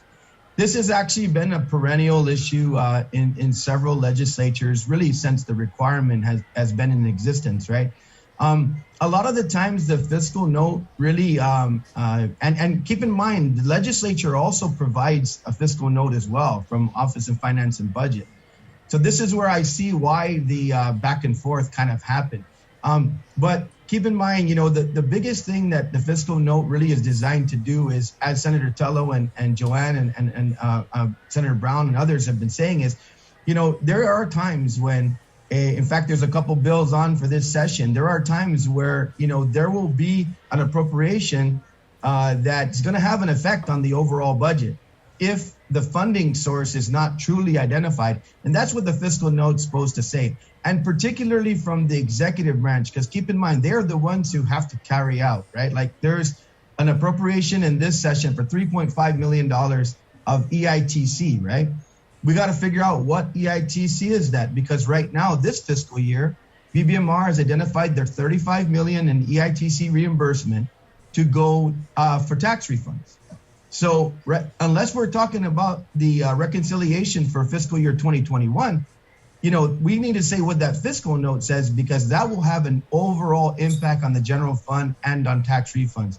So I see where Senator Tello and Joanne are going, Senator Brown are going. And I see where also, though, there's this push and pull, because what Lester was saying was, first of all, we can show you examples of where we did provide the fiscal note, and for some reason, the Rules Committee didn't upload it and get it into the committee report. And other times also, there is a dual responsibility where even Office of Finance and Budget, for our purposes, is supposed to provide us that information. So I think that, the discussion is really good on this to finally get to the heart of the matter, stick to the true principles of what the fiscal note calls for, but maybe these additional, these additional amendments that are being put in right now might be appropriate. So it's going to be a great bill to debate. Yeah, I thought it was interesting because you're right. It was almost like he said, she said, where Lester Carlson was able to say, hey, we provided fiscal notes for this, but it never got posted. And then conversely, Senator Taitigui in the bill was able to provide examples of, significant measures where no fiscal note was provided by the administration. But I want to go back to this Rules Committee thing. So I know that Vice Speaker Tina Munoz-Barnes chairs the Rules Committee, and she's been on this extended leave of absence that we reported on that apparently everyone's okay with. But was that kind of the issue, Senator? Was it that with the Vice Speaker being gone, maybe the responsibilities weren't doled out by the Democrats as far as like who has to post what while she's absent? Well, of course, the head of any office is the senator, right? Whether it's the senator's office and a minority office with no committee responsibilities, or whether it's the voluminous operation of Rules Committee. And Rules Committee's got a lot of work to do. And they really, let's just break it down, right? They're the most powerful committee in the legislature. Nothing moves without rules, making it move. So the thing is that we do have an acting, and so I think Senator Shelton, can basically answer for what happens or doesn't happen in rules at this point, because she is the acting at this point. But really, the committee, if you look at the work, the work is done at the level of the staff, right? And so that really is, a duty and a responsibility really for leadership that steps in to say, to make sure the staff is doing what's supposed to be done. And it's really ultimately up to us to catch, because where the fiscal note, it matters throughout the process of the hearing of a bill, but it matters the most when that bill hits the floor, because that is where we are going to be making decisions based on those who have introduced the bill and the legislature who will be responsible for saying that this funding source is going to do this, and at the administration level where they are going to have to execute that, that appropriation. And, say, for example, the one I'm talking about, the $3.5 million proposal here, I'm sure the mayor of Umatec, if this bill passes, and the anticipation of the reconstruction of the Simon Sanchez to be a museum and all the other attractions that were designed for Umatec, I guarantee you, he's going to be pretty angry if this bill passes and the fiscal note, didn't demonstrate that the funding source was actually there. And he's anticipating this for his residents and to beef up his village, but yet as they say sometimes, lo and behold, I'm sorry, the money's not there. The fiscal note wasn't properly done and the funding's not available. So that's where it's really key. And so, at the staff level is where most of the magic happens in the legislature, but it is the leadership that has to make sure the staff is on the task. Senator, I think that this bill, it kind of made me, when I was watching this hearing last night, it made me think of another issue. It's very similar, but not necessarily with the fiscal notes, is when you guys have a measure. It's very inconsistent. Now, if it's a measure by, like Senator Mary Torres or any of the administration-friendly Democrats, if it's a measure that has something to do with, crime or whatever, it kind of seems like the subject matter experts are really available to go down to the legislature and talk about it. For example, if it's a bill that's got something to do with, and this is a random example, like silencers, right? You would think that, GPD would come down and say, hey, this is what we think of it or whatever. And I know they might have in that hearing, but I'm just saying I've seen bills where it's kind of like you're sitting there wondering like, hey, what does the AG's office think of this? Or, hey, what is GPD? Or how's this going to impact? And you don't see that. And it really reminded me of the fiscal notes. It's like something that, used to happen. Governor Eddy time, Governor Felix time, you would see these directors come out and they would testify like, hey, we support this bill or we oppose this bill and this is why. So it's very similar to the fiscal note subject, but it's not something that we see consistently at the legislative level.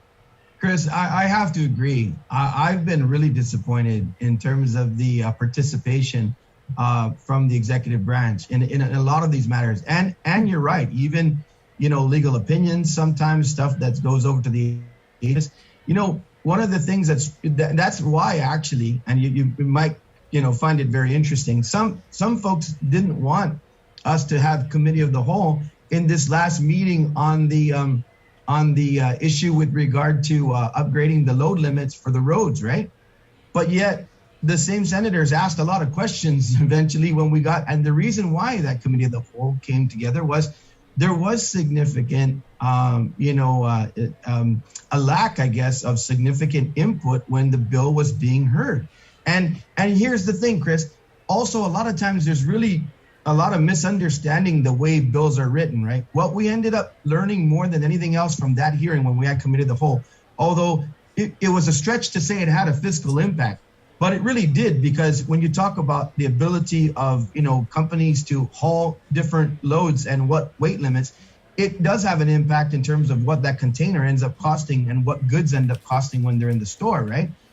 But the main emphasis of that bill, Chris, was in order for us to avail of the federal funds to have the haul roads identified and the millions and millions of dollars to reinforce those outer lanes of the northbound roads, we needed to have this law in place. So the big picture of that wasn't, hey, these guys are going to go out and tear up roads because we're going to raise this limit. The main emphasis is we won't raise those limits until the roads are fully haul roads and identified and constructed as haul roads. And if we were to do that at the local level, Chris, we would really be going out for a huge bond in order to do that. But these tens of millions of dollars in upwards of that are going to be paid for by the military, because they are going to be users of these haul roads as well in order to move munitions and things. That when they do that, that's a requirement. But we wouldn't have gotten the federal funds without the designation. And so sometimes bills, they read a certain way, but they have a lot of information that's deeper in it. So you're right. It's so important for participation from all levels, particularly the executive branch level, to communicate with the public during those public hearings saying we either agree or disagree. Because let's also face it, Chris, a lot of these bills are brought forward because they're requested. They're requested either by the business sector saying, hey, these are prohibitive laws that are doing this to us, this will make one better. Or the agencies themselves go to their favorite senator and say, hey, we need this done. Most of the time they don't come to me because probably my bills won't get signed into law, but I help a lot with other senators and I make sure I make good amendments to get things done. But all kidding aside, actually probably that's not kidding, but that's the process, right? And so but you're absolutely right, Chris. Participation is so important. And the criticism in terms of when a bill hits the floor that there hasn't been enough input is well taken. There's another bill that I'm a co-sponsor of, thankful to the sponsor, that we're going to be raising the threshold in terms of, tax benefit for small businesses from $250,000 to $500,000. There's some debate, that BBMR before has said, well, this is going to cost about 6 to 10 million in terms of tax revenue. A lot of us argue that these small businesses take all that money and put it back into the tax stream. In fact, we might even get an increase in economic activity because they have more disposable income to pay their people, to upgrade their businesses. $500,000 business is a small business. Chances are every dime goes out the door, as they try to become a larger business. So, that's going to be debated in terms of, hey, was there enough participation by rather than tax by others to say, what is the overall fiscal impact? Economists and things of that nature, right? Now, like I said, fundamentally, many of us believe that the more money circulating in the economy is good, but I bet you that will be a question when this bill is being debated. So you're absolutely right and on point. Thank you, Senator. Those are just the issues I wanted to cover with you. The minority report. What's the report from the minority leader? We got a few minutes. What's on your radar this morning, Senator? So I know a lot of us, Chris, are talking about, what this is going to be, I think, a very exciting year. I think that the people of Guam are going to have choices when it comes to all levels of election, from the executive branch to the legislative branch. I know there are people running for the CCU, even education board, and I think all races are going to be hotly contested. One of the things we're talking about amongst ourselves in the minority is it really is going to be the budget process that's going to be where we think the rubber is going to hit the road. And, many of us are talking about possibly looking at this budget as a budget that would be maybe status quo plus, meaning come to us and show us why and where on the key priorities we should be, expending monies. Also, we see that there is a lot of pay raises by executive order. I don't think that's the way to run the government, Chris, because there's two things that are happening. One is the legislature, future legislatures, regardless of who the next governor is going to be and who the next legislatures are going to be holding the bag for those commitments, right? And the second is that many government employees are calling our offices now and saying, hey, why is this again being done on an ad hoc basis? First of all, should this be done during an election year? And second, should it be being done in a way that's not the way it's supposed to be done, which is a comprehensive study? And so if we're true to ourselves, right, Chris, and we take the budget process seriously, then we have to, really look at the executive orders that the governor is issuing and saying, is this in line with the budget request? Also, I think one of the main things we're going to be asking as the agencies come forward, and hopefully our chairman will convene the Special Economic Service meeting soon so we can get an economic picture from all the players in terms of preparing for this budget.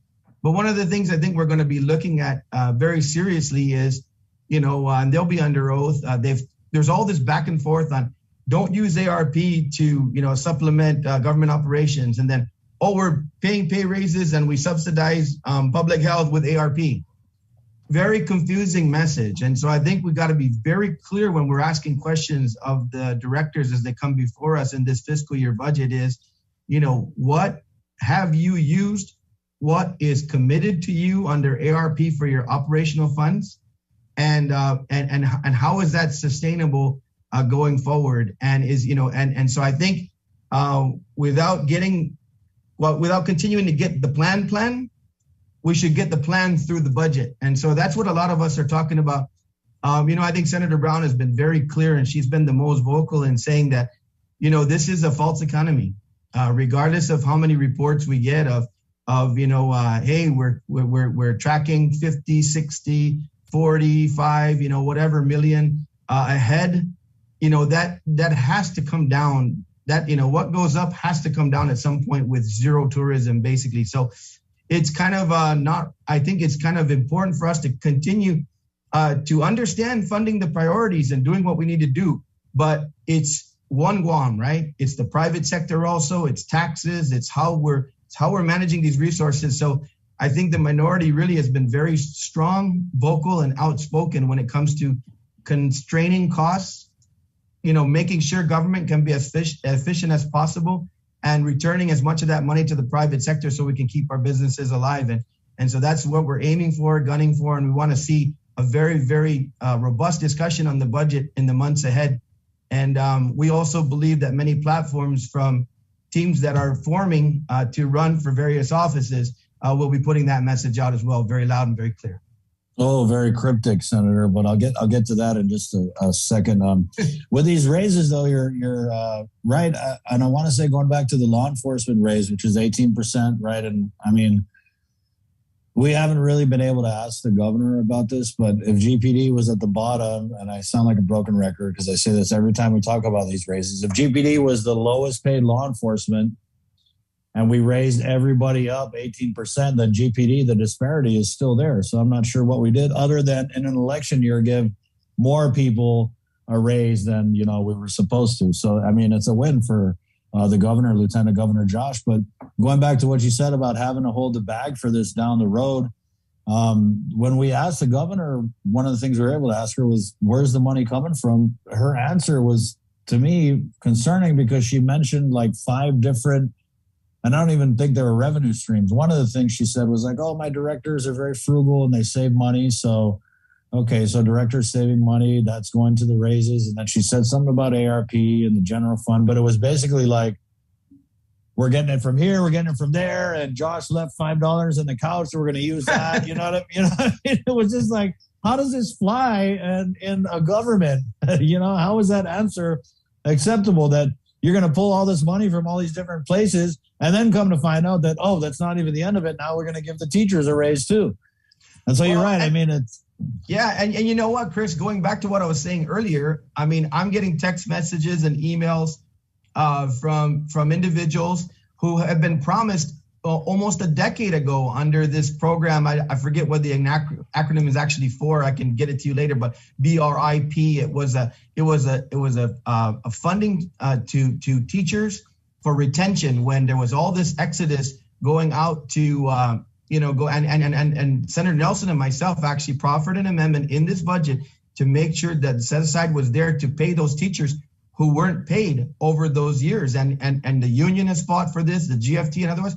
So here we are, we're talking about teacher raises, and there's hundreds of teachers who never even received their bonus pay to stay with GDOE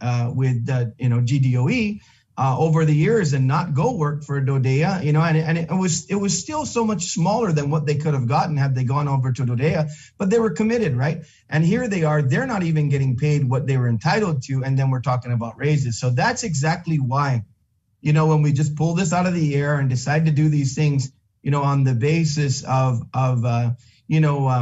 just the executive order or saying we're going to do this, and this goes back to, it's kind of interesting because what Lester was kind of scolding us on yesterday was, hey, work with us. This is a dual responsibility when it comes down to fiscal notes. You got a job, we got a job. You're introducing legislation that if we both did our job, everything would be okay. So now we're saying the same thing. Hey, we're over here and our primary responsibility is the control of the purse and to pass a balanced budget and something that's sustainable based on our tax base. Work with us. Don't do pay raises by executive order where you have not talked to the fiscal team at the legislature saying, how sustainable is it? What is the funding source? And what is the impact across the board? So I know Senator, when is the time for that conversation? Because, I mean, it's all over the news. We've been talking about it. This was done in the beginning of the year. What process does the legislature have? What process gives you guys the ability to answer all these questions that you're asking? Is this something that we wait until the budget hearings down the road a few months? Or is this something that, I don't even know who our real public safety chair is. It's rather unfortunate that we've got this public safety chair by committee deal. So I don't know if it would be Senator Pito, if he's all right, not conflicted to look at this raise issue, or would it be Senator Frank Blas Jr.? So yeah, when do we have this conversation about where the hell is this money coming from?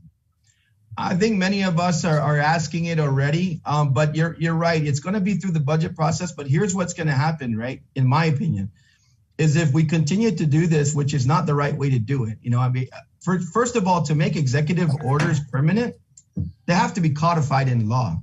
So when I say holding the bag, it basically means every time this kind of stuff is done by executive order, down the road, that's what those agencies, and rightly so, those administrative services officers say, hey, this is executive order. Unless it's rescinded by a subsequent governor, this is the law of the governor, right? But so this is what we have available to us. If it comes budget time and continuously these things are done without consultation with the legislature, then we go into the executive budget and we start carving out the budget and say, you made an expenditure here, you're going to pay for it here. That's the control that we have. And that's why we don't want to end up in that back and forth. And it would be much better if the governor would just sit down, or have Lester and the rest come to us and say, look, these are our plans in terms of executive orders that we're going to issue and everything else. And this is how we're going to sustain it. Because many of us would come back and say, hey, if that's your plan, then let's just do it by law. Let's do it the way it's supposed to be done. It's through the legislative process. But make it part of a budget that makes sense. Make it comprehensive. Because I bet you've probably heard this too, Chris. There are support staff in DOE that are saying, we support the teachers. We want them to get their pay raises, but we need help too. And we do so much to support what they do. So, once we go down, as the adage goes, right? Once you go down the rabbit hole, you're there. And you got to find some carrots. So let's work together. I mean, the governor's a shrewd lady, Senator, and I think that she did it this way because she knows, and I think the track record has proven that, it's going to take a lot for you guys to fight it. And if you do fight it, do you want to be the senator who stands up and says, oh, no, where's this money coming from? No more raises. We need a whole... No, of course not. But then if she did it the way it was supposed to be done through the legislative process, then you guys would be able to share in the credit of who got these law enforcement people, who got these nurses raises, because right now they're raking in all the credit, the administration.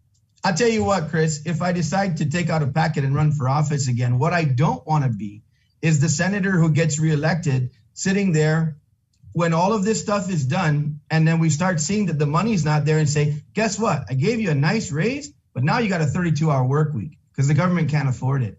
That's the kind of real conversation that needs to happen. And so let's do this in with respect to what is the sustainability of these discussions, and if you say, well, that's why we won't reduce the BPT from 5 to 4%. Well, then if that's what you're saying, and you're saying you want to invest that money in the true, resources of our people in public safety and education and healthcare, then let's do it on a comprehensive manner, not ad hoc. To where it's like, I gave you a raise, I gave you a raise, I gave you a raise. You owe me your adoration, adulation, and whatever else comes with that. No, that's not the way to run a government. And that's why I think there's going to be a very robust campaign coming forward. Yeah, let's talk about that, because last time we had you on, you said something about a February surprise. And, oh my God, it's February. Thank you for the federal funds. Come on, Chris. I know you watch the Super Bowl. Yeah, I watch it. You mean the Mike Nicholas show? I was 1 commercial, 2 commercial, 3 commercial. So you guys are putting all your eggs in the Congressman Mike Nicholas is going to run for governor. Let me get this strategy. He's going to run for governor. And if he doesn't make it past the primary, then all of the people who support Congressman Nicholas will go over and vote for the Republican. It's like out of the old Carl Gutierrez playbook. Is that the plan? I've been working now very closely with Juan Carlos Benitez, all of the executive committee, Governor Calvo, many very, very capable individuals. We've had new people join the committee from the private sector saying they're really excited about the Republican ticket. Our goal is to put out a message and see if the people want to follow the message. The main thing coming out of the Republican Party, and you're going to see this as the campaign mounts, we are not going to run a campaign of saying, vote for us because we're not them. We're going to run a campaign that says, vote for us because these are our ideas. We're going to come out with a very solid platform, a platform that discusses the whole of Guam. I believe it's going to be a conservative platform, but a platform that shows why these values work and why they lift all boats and not particularly just a certain interest. And so I think that that's what you're going to see, and then the people will have a choice. That's what it's going to come down to. Is if you're disenfranchised now in terms of how you feel the government is operating, here's our ideas. If you happen to be on a team that ran and they're not successful, we have a big tent. We have a place for you. If you think our ideas are better, if you think that the prospects of a better Guam lie with our potential leadership, then we ask you to join us. And that's how we're going to present ourselves. What about former Governor Felix Camacho? There was some buzz about him. Have you heard anything? I have to leave those discussions, to those folks. And, it's the canned answer. So I just have to do it because I have to do it. It is their decision over prayer, over working with their family. And it is their rollout to have. But I know that Republicans individually and teams are talking. And, they're making assessments. And I can tell you, we have a very, very, very good selection coming up. Just wiggle your left ear if Governor Camacho is really, really serious about running. See, what you're going to do here is you're going to go back to the tape here and show that my ear wiggled. Hey, wait a minute. Hey, we can make it wiggle. If I could do that, Chris, I don't know that I would be doing this job right now. You'd be in the Guinness Book. Right. Thank you, Senator, for your time this morning. Good talk. Yeah, you too, man. And like I said, in the end, Guam deserves a choice, but also right now, Guam deserves us to be doing our jobs. And that's why I'm excited about our team and what we're talking about, because the budget of the government of Guam is really the blueprint on how Guam goes forward, because it's the people's money. Thank you for the federal funds, sure, but it's also the people's money. In fact, those funds belong to the people too. So stay tuned for us to be very, very aggressive on that issue. Thank you, Senator. Hey, thanks, Chris. Have a great day. And to the people of Guam and the link, KUAM. There you go, Senator Chris Duenas with the Minority Report. Juicy stuff. What's going to happen? I don't know. It's exciting, though. It's definitely exciting. In case you missed it, Senator Duenas, when he had alluded to the Super Bowl and the commercial, thank you for the federal funds. This was a commercial. It actually played before the Super Bowl, but it was a commercial from the office of Congressman San Nicolas. And it was basically, they had a bunch of footage of Jeff's Pirates Cove, and then Jeff Pleadwell had come on and said, I can count on my government, the federal government. Thank you for the federal funds. And it was basically like, these are federal funds, everybody, not lose funds, right? Because the governor makes it seem like she's handing this money out from her purse like that, right? And so I think Congressman San Nicolas wanted to kind of remind the people who don't already know that this is coming from the federal government, and he works for the federal government. See how he did that there? And I was talking with someone, and I was like, how is that not a campaign commercial, right? How is it not? Because it seems like a campaign commercial. But then again, everything that Lou and Josh is doing right now seems like a campaign commercial too. I mean, they can't come out with any type of assistance that doesn't have their picture plastered all over the graphics. So it goes both ways. There was a saying, it is what it is. Exactly. We're going to take a quick break, and our 8 o'clock newscast is coming up next. It's brought to you by Pacific Points, and it's on the way right here on the link. Good morning. No bonus too hot for me. That's hot, Barnett.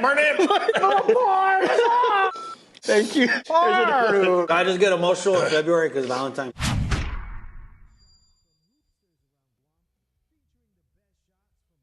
The KUAM Podcast Network is back and on demand, featuring a great variety of podcasts from our island and region, including culture, lifestyle, awareness, crime, politics, commentary, comedy, and entertainment.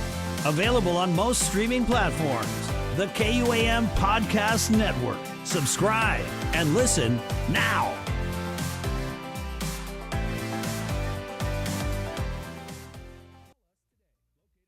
It's deep diving into what's making news, listening to your feedback, and getting you the answers you deserve. Plus, remembering to laugh a little too. Join me, Chris Barnett, on The Link, live streaming video on the KUAM News Facebook page and YouTube channel, and broadcast live on The Breeze, 93.9 FM, KUAM.com, and the KUAM News app. Miss The Link, miss a lot, so don't miss it. The Link is presented by IT&D, Calvo Enterprises Inc., Jack in the Box, and Pacific Points.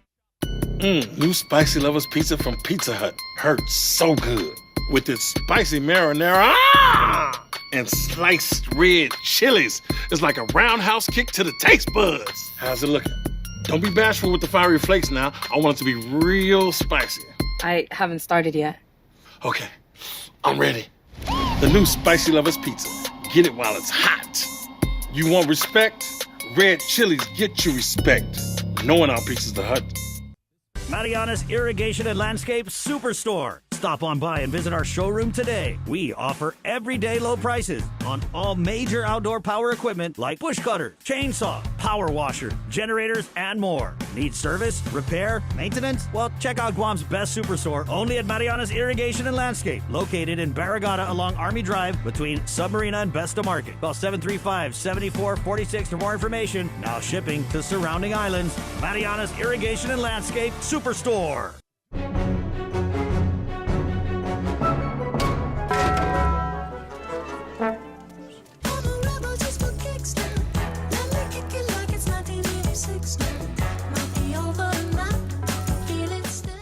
GU Self-Storage, conveniently located near the Harmon McDonald's. We offer affordable rates, online payments, and auto bill pay for your convenience. Plus gate access daily from 6 a.m. to 9 p.m. Call us today at 648-7867 for more information.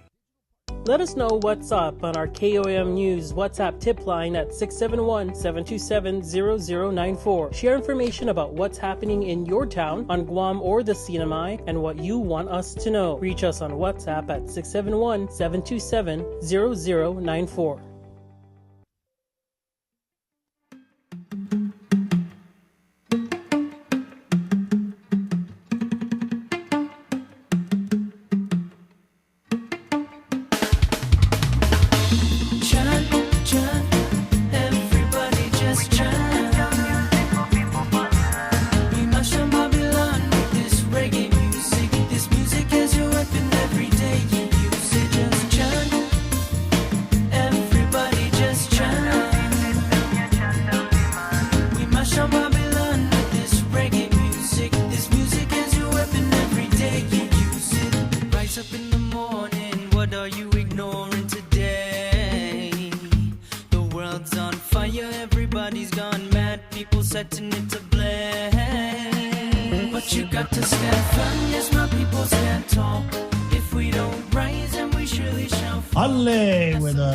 A great tune there called Chant. It was reminding me, Jay, I don't know if you remember, but back in the day, remember when they had that Totomona chant line?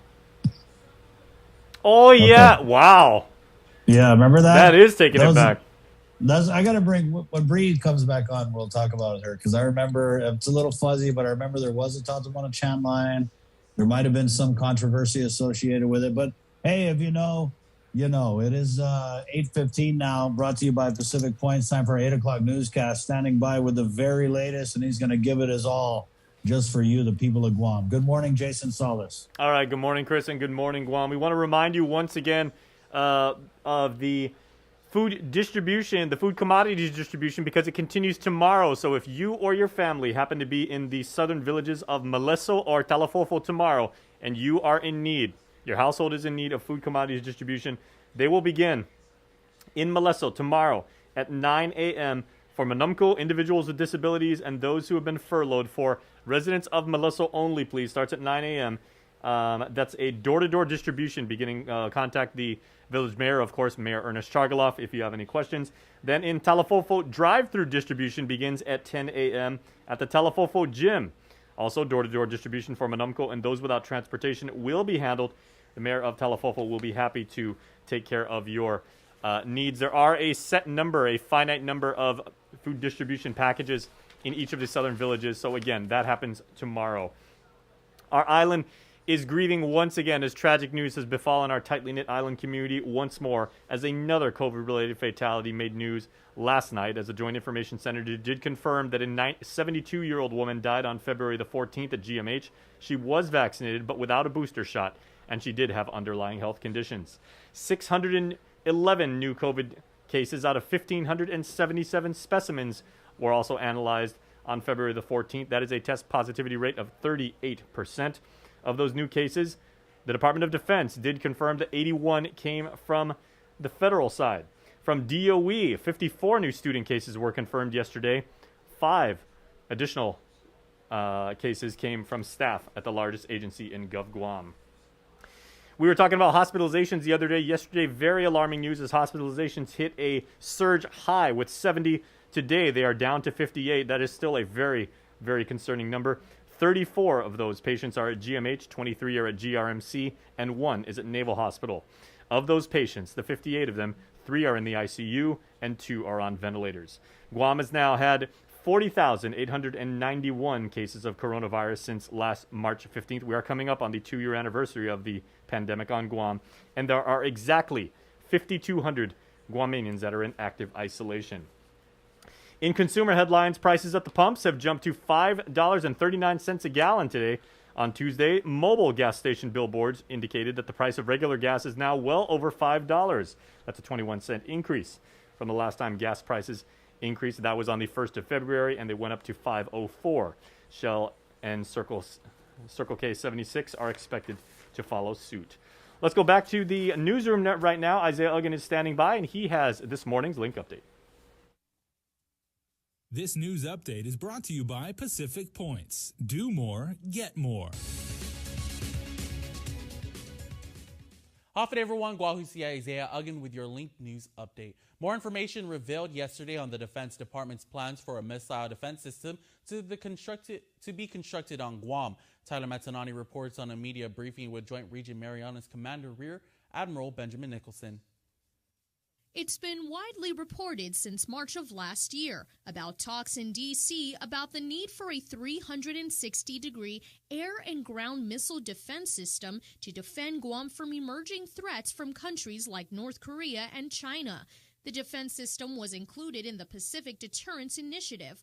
Over the past few weeks, Rear Admiral Benjamin Nicholson says a team from the Missile Defense Agency has been actively conducting assessments of about 18 to 20 military properties. The Rear Admiral saying multiple sites will be needed because the system is separated into different parts and pieces, such as radars, missile launchers, a command and control center, and communication facilities. Ultimately, the defense system would defend Guam from different types of missiles, such as cruise, ballistic, and hypersonic missiles. He adds currently the team from the MDA is conducting research, development, tests, and evaluations. Most recently, the team brought sensitive equipment to Guam that was placed in the air to determine if there are electromagnetic signals that could cause interference or problems. As for the controversial issue over Eagles Field, the Admiral confirmed that a license was signed to explore the possibility of the government using 102 acres of DoD land in the area. He clarified that Eagles Field is but a small portion of the entire DoD swath of property. He also confirmed negotiations are underway regarding a lease. The negotiations, he said, include building into the GovGuam's new hospital military capabilities, such as a landing pad suited for an MV-22 Osprey. It's a capability that's not currently offered at Naval Hospital. As for the issue of excess federal lands, the Rear Admiral confirmed that a number of military properties that were previously listed as excess are now being reconsidered for use by the missile defense system. Reporting for Guam's News Network, I'm Tyler Mazzanani. Meanwhile, we asked the governor for her take on the Admiral's clarification of the proposed lease of Eagles Field. She said she thought he did a good job of explaining the importance of military land to the defense of the island. The governor also said she expects DoD to honor its agreement not to increase its land use without returning an equal amount to GovGuam. They are supposed to do net negative, which means that they're not to expand their land space, but to work within their land space and to also be able to return lands that are not going to be potentially used for their use. Eagles Field was never in the net negative list. It never was. It was never defined or listed as excess land. So the portion that he's going to be, or the Navy is going to be not returning, but they are going to allow us to use in the form of a lease is what we wanted for the hospital. It's about 102 acres, and that'll be carved out in Eagles Field. And as far as the governor is concerned, they're already negotiating a lease for the Manila property and hope to finalize it by the end of the year. A bill to amend the law that requires what's known as fiscal notes to determine the financial impact of all proposed legislation got some pushback from the budget director today during a public hearing. Senator Tello Taitagui's measure proposes several changes, including not allowing a bill to be reported out of a committee without a fiscal note and imposing a $250 fine against officials who don't provide the necessary information. If approved, Bill 178 mandates both the Director of Bureau Budget and Management Research and the Director of Department affected by a bill to prepare and approve a fiscal note or a fiscal waiver, or they will end up paying an administrative fine as a personal expense for noncompliance. Well, Budget Director Lester Carlson says his agency has been providing the fiscal notes as required by law, although there are times when agencies don't provide data in time for a hearing or legislative session. He says the legislature is also not blameless when it comes to public transparency and cited an example. In preparation for this public hearing, I have also been monitoring the legislature's website to find out if the fiscal note that we submitted in August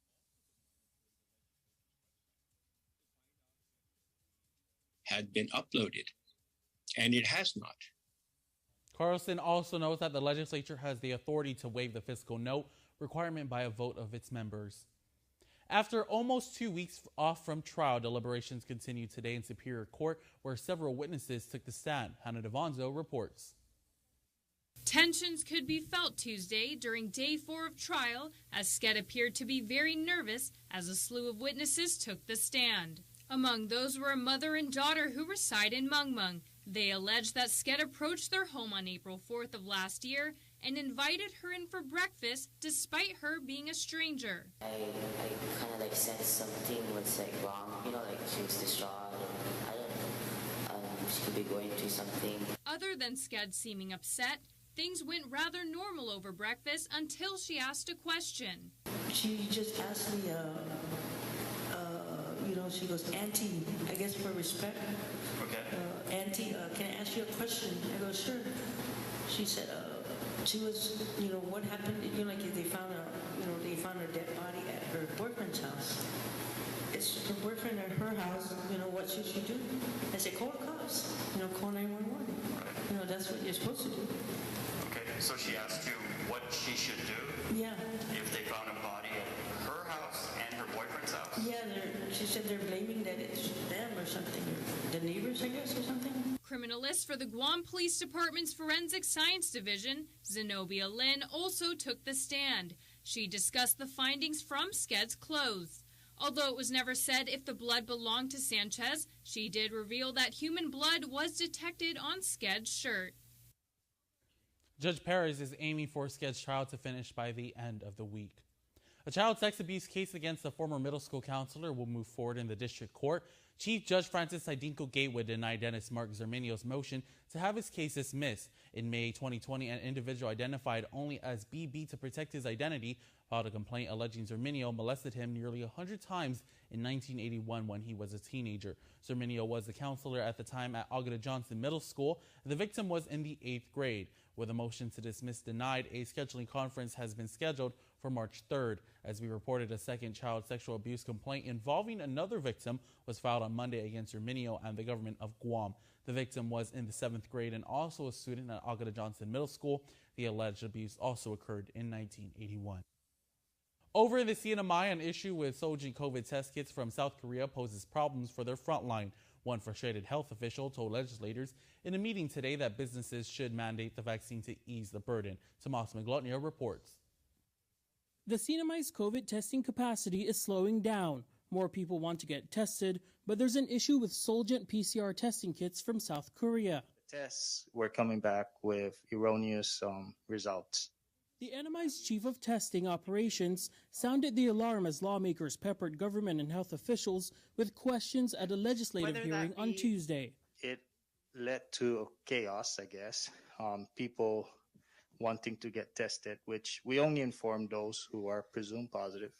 As Omicron floods the island, he says mayhem erupted in one location, leaving some people in panic with issues on the South Korean platform. We are trying to identify the Solgent test kits to bring it back up on board to quality control. And we are at the state, I believe, on the last check. And hopefully by tomorrow, we get an answer if it's good to go. They've now moved on to PCR testing on the Abbott platform, which must be done within 24 hours of specimen collection. The Solgent platform allows specimens to be frozen for 72 hours. Public Health was not able to confirm how many Solgent test kits are in stock or the CNMI's overall testing capacity, but he says the core issue lies in the wrong motivations to get tested.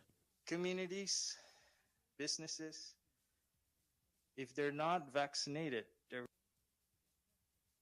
requiring them to get tested weekly. For some, I think it's monthly. So there again lies an issue, because that test is only good for that day. While most who register for testing end up testing positive, he says the approach needs to change dramatically for both businesses and even those working at schools. Mandate vaccine if you're a business, and if they cannot, then fire them.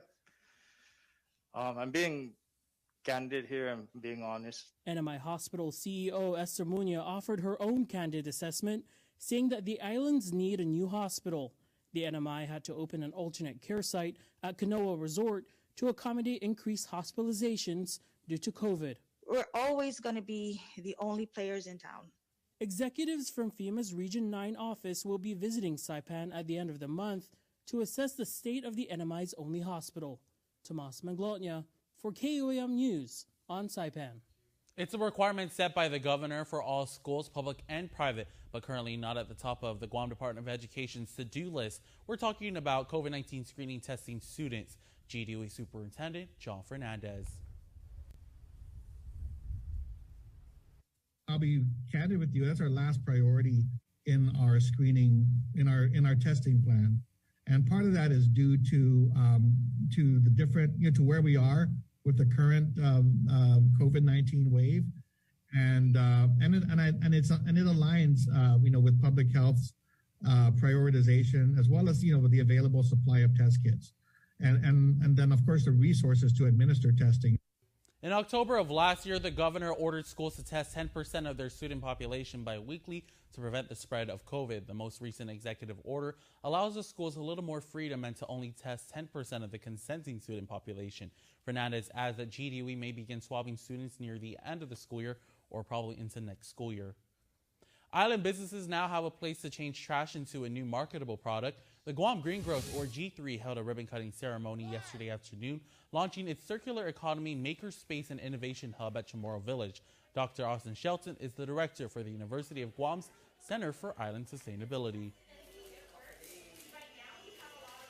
Through the Guam Green Growth Circular Economy Makerspace and Innovation Hub, we're really excited because this means that our community can come get an ownership role in the emerging green economy.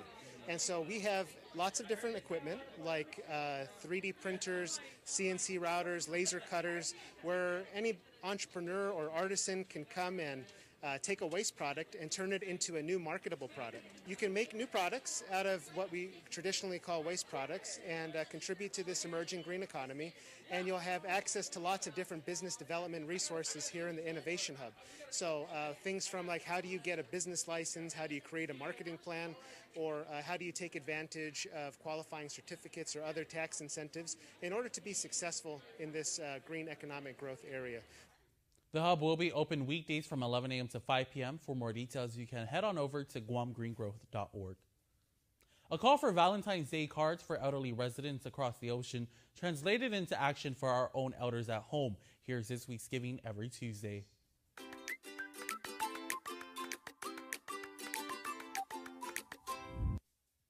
Hi, I'm Jen. I'm Tina. I'm Kristen. I'm Tanya. I'm Janae. I'm Layla. They're just a gaggle of girls on their Better Brunch Bureau WhatsApp group who send ridiculous memes and wordle higher low scores on the daily. And it was through WhatsApp where their powers combined for a special Valentine's Day treat. Here's Tina Canetta. This was inspired by an Instagram post that I saw. A retirement home was asking the public for Valentine's cards to give to their residents because they were on lockdown due to Omicron so that their family and friends could not visit them. It was a great idea, but the women decided instead of sending Valentine's Day cards off island, they'd focus on the island's elderly at home, the residents of St. Dominic's Senior Home Care. They emailed St. Dominic's, which gave a list of needed items for their almost 40 Menumco residents. The woman pulled their cash together for cases of shampoo, conditioner, and body wash. So we had a lot of support from the community. So in addition to the contributions that we made as a team, we had Paradise Smiles donate toothbrushes and toothpaste. We had Main Street Bakery. They donated Pontosta. So I contacted my auntie, Missy Palomo, over at GCC. She's a part of the early childhood program, and she got her GW high school students to do some decorations for the cards for our senior citizens. The students created cute and colorful animal-shaped cards with little notes of love and encouragement. And Kanata also got St. Francis School on board for cards. And then we also have St. Francis students who also did more cards. Well, I definitely wanted to get my son's class involved. St. Francis, as a school, banded together and was able to contribute the handmade cards that they're going to see in the bags. Kanata says they just wanted to offer some love to the island's Menumco, and they thank all who helped contribute. Reporting for Guam's News Network, I'm Sabrina Salas Matinani.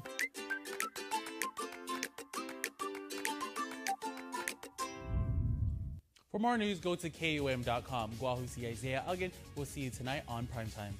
This news update is brought to you by Pacific Points. Do more, get more. We'll see you tonight on Primetime. This news update is brought to you by Pacific Points. Do more, get more.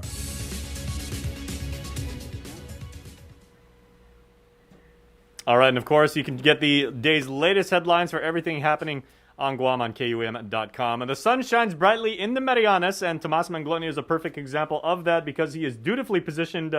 Tomas, is that Beach Road you're on? Yes, I'm here at the Beach Road on Saipan with some of the latest headlines here in the CNMI. I do want to start off with the unfortunate news last night of yet another COVID-19 related death. This bringing the CNMI's total death toll to 25 since the pandemic began. The Commonwealth Healthcare Corporation also reporting 11 people are hospitalized for COVID-19 on Saipan, 3 unvaccinated, 8 are vaccinated, and unfortunately one of those patients are on a ventilator. Also last night, 159 new cases of COVID-19 on Saipan. 8 were identified on Tinian, and 1 was identified on Rhoda. And Chris, Jason, Vic, and Joser, as you might have seen last night on Primetime, we're currently experiencing some testing slowdown here in the CNMI due to some erroneous results garnered by the Solgent PCR testing platform from South Korea. It's not clear how many tests are left or the capacity here in the CNMI for testing, but we're hoping to get more information on that throughout today from the Commonwealth Healthcare Corporation. I just did want to also explain why that's become an issue. First off, with the Solgent South Korea test kits, you can store specimens for up to 72 hours. So that allows for more testing across a period of at least 2 or 3 days. On the Abbott platform, which is currently the one that they're using now, specimens are only viable for about 24 hours, which is why it's becoming an increasing issue. You can get a little technical there, but that's part of the reason why testing has slowed down And so today they said they're doing their final checks on the Solgen test kits from South Korea to see if they can bring that back on board. We also learned yesterday from that panel at the legislature with some of the leaders leading the COVID-19 response here in the CNMI, about a fourth of employees at the Department of Corrections have been infected with the COVID-19. Currently, about 30 inmates have contracted the virus currently, and they've obviously also had to designate a quarantine site, as we've reported. They tell us that Wally Villagomez, who's the commissioner at the Department of Corrections here on Saipan, tells us that they're constantly disinfecting, doing COVID testing, and that they also need to fix their ventilation. The Commonwealth Healthcare Corporation CEO also sharing some new information we wanted to bring to you here first on the link this morning. She tells us that the CNMI hospital continues to face mounting pressure as the COVID unit expands. It's a 76-bed hospital, the only hospital in the CNMI. And with regards to staff infections, Esther Munya tells us that about 150 staff at the CNMI hospital have been infected with COVID-19 throughout the course of this pandemic. But that's out of 900 staff. So they have about 900 staff there at the Commonwealth Healthcare Corporation. Some of those details emerging at yesterday's panel with some of the government and public health officials in the CNMI. And we also got a chance right before then to chat with Secretary of Finance David Atalig. We got to interview him about premium pay. There's about $30 million allocated for premium pay here in the CNMI. So we interviewed him in person, wanted to share this interview with him, and we'll have more tonight on primetime. But take a listen when we asked him whether or not private sector workers can expect premium pay. Here's that clip. Okay, so I just wanted to ask you, for the public who's asking, what is the future of premium pay for private sector workers? What is your answer to them? Well, at the moment, we're binded by the spending plan that we have. And we have more information today. We'll review and look at if we can make funding available. We would love to do so. At the moment, our current spending plan was allocated for government frontliners and government workers, as well as the private healthcare facilities that helped with the COVID mitigation and for that, the dealing with our COVID situation. Do you know how many private healthcare facilities those?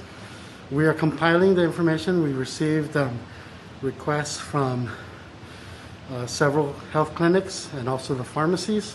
And so we're reviewing their requests for premium pay, which was part of the plan, our spending plan. And you said about 4.5 for them? 4.5 million was allocated for premium pay for the private healthcare facilities. And I'm sure you've seen the SLFR, I think is what it's called, the state and local recovery funds, right? Mm-hmm. Which is what premium pay is paid under. Mm-hmm.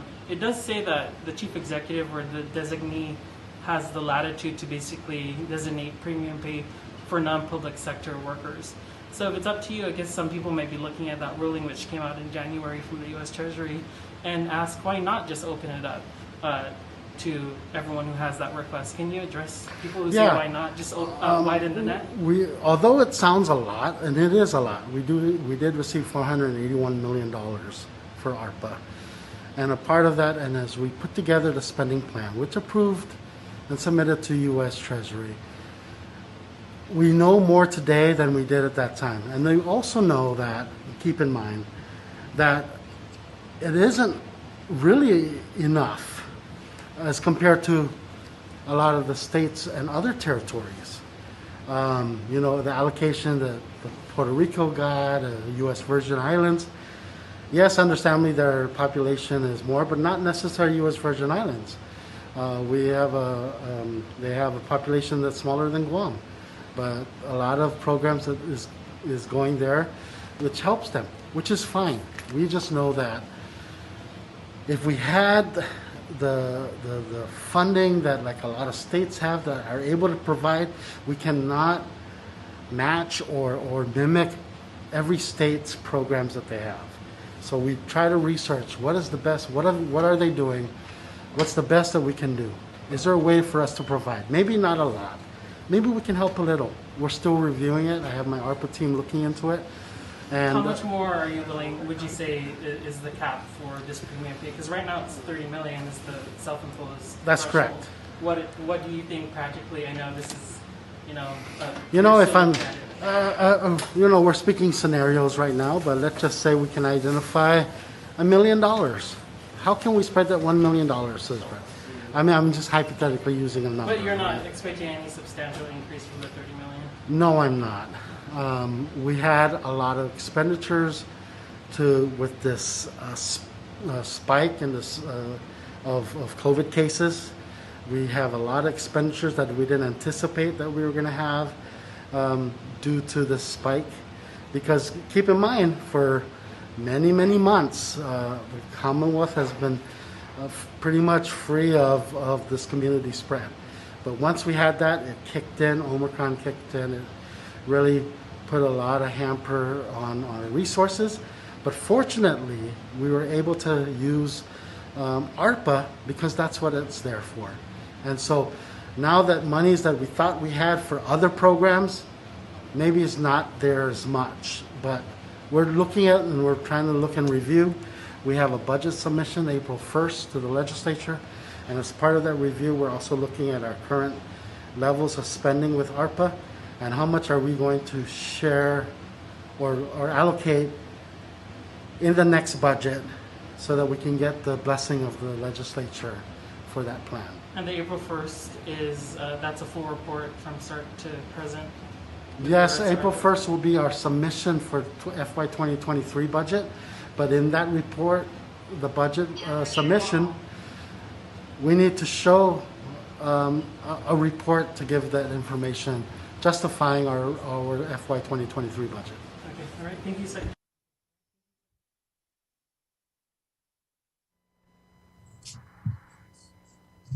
All right, so that was Secretary of Finance David Atalik that we got a chance to speak to him one-on-one in person outside of the legislative hearing that he was testifying at.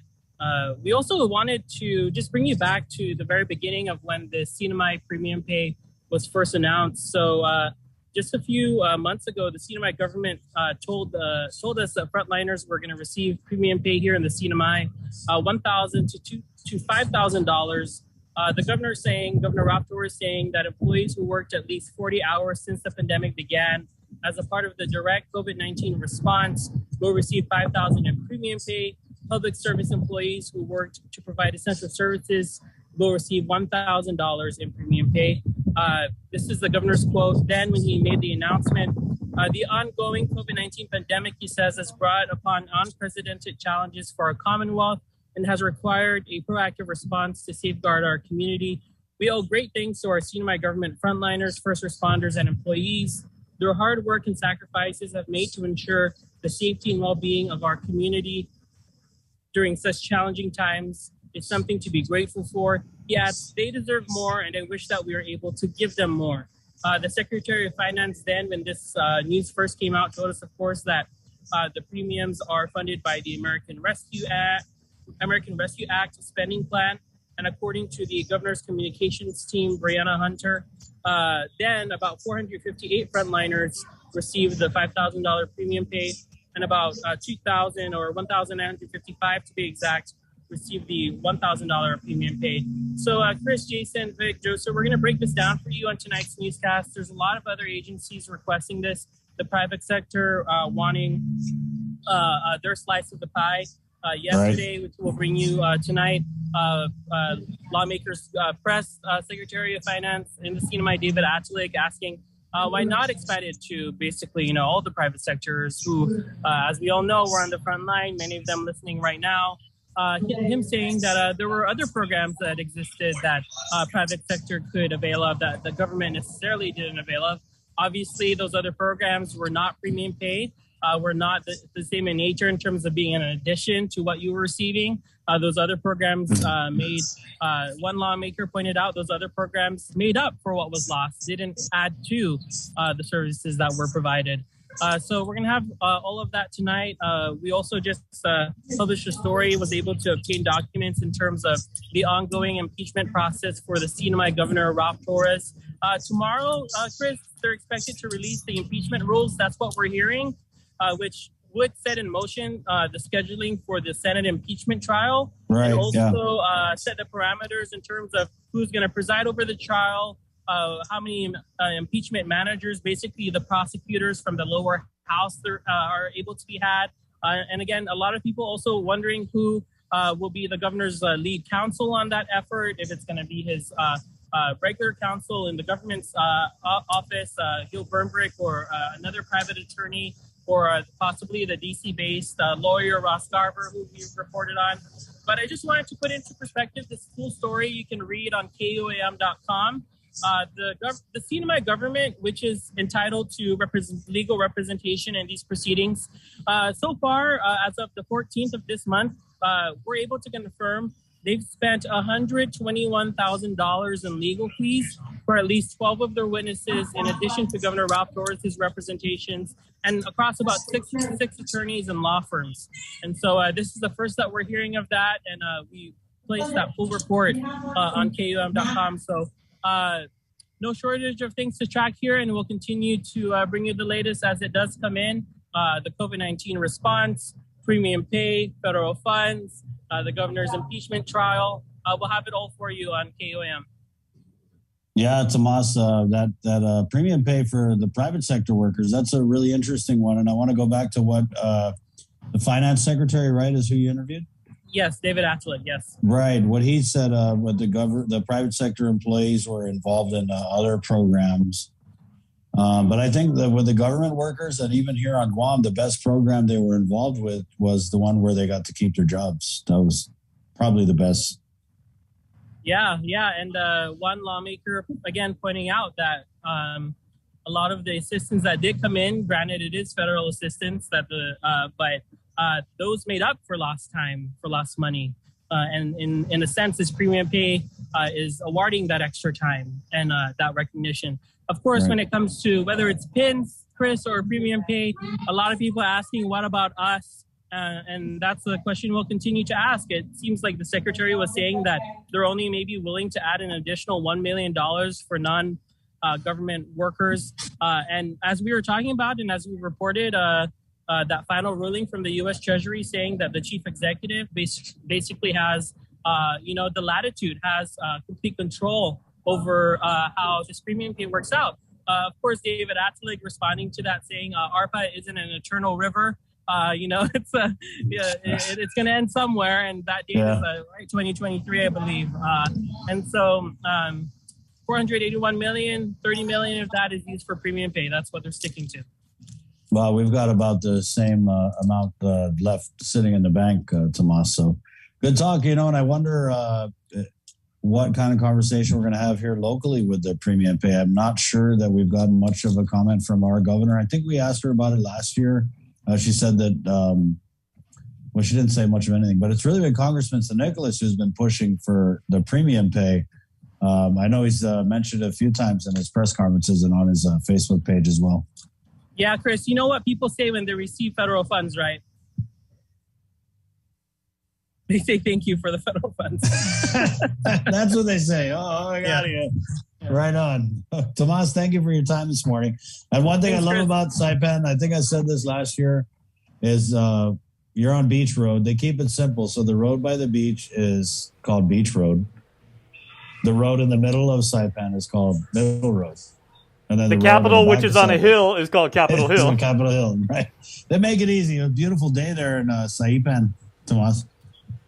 Yes, bringing you these live images right here on Beach Road.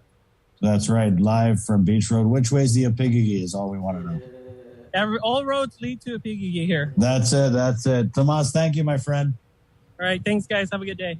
There you go. All roads lead to Apigigi and hopefully a little ice keki too. Hey, we're brought to you by Pacific Points, Cabo Enterprises, ITD, and Jack in the Box. We're going to take a quick break, and we're back to close out the show next, right here on The Link. Good morning. It's deep diving into what's making news, listening to your feedback, and getting you the answers you deserve. Plus, remembering to laugh a little, too. Join me, Chris Barnett, on The Link, live streaming video on the KUAM News Facebook page and YouTube channel, and broadcast live on The Breeze, 93.9 FM, KUAM.com, and the KUAM News app. Miss The Link, miss a lot, so don't miss it. The Link is presented by IT&D, Calvo Enterprises Inc., Jack in a Box, and Pacific Points.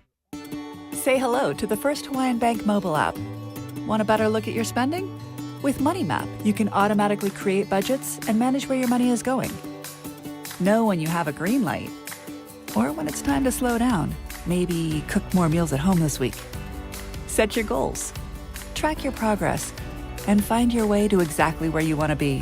With Money Map from the First Hawaiian Bank mobile app. It all starts with yes.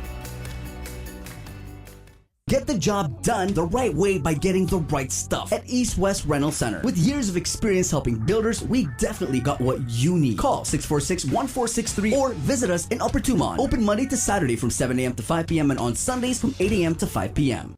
Do you feel like you're missing out on something? Make life more rewarding with Pacific Points.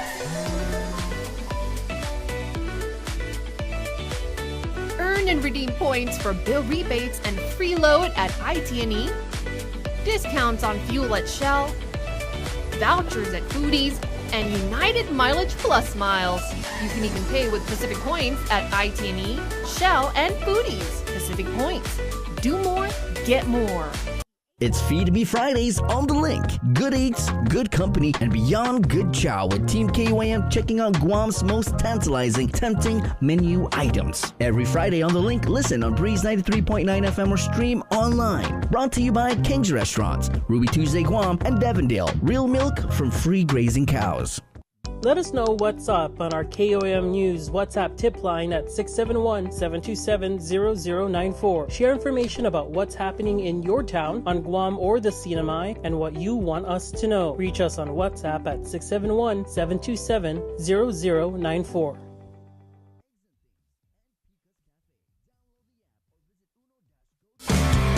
Catch Sports Link on The Link every Friday for the latest sports news, game schedules, athlete profiles, and more. Sports Link airs every Friday on Breeze 93.9 FM and streaming online across our multimedia platforms. Sports Link is brought to you by Mariana's Irrigation and Landscape and Taco Bell. Live Mas. Uno Mixed.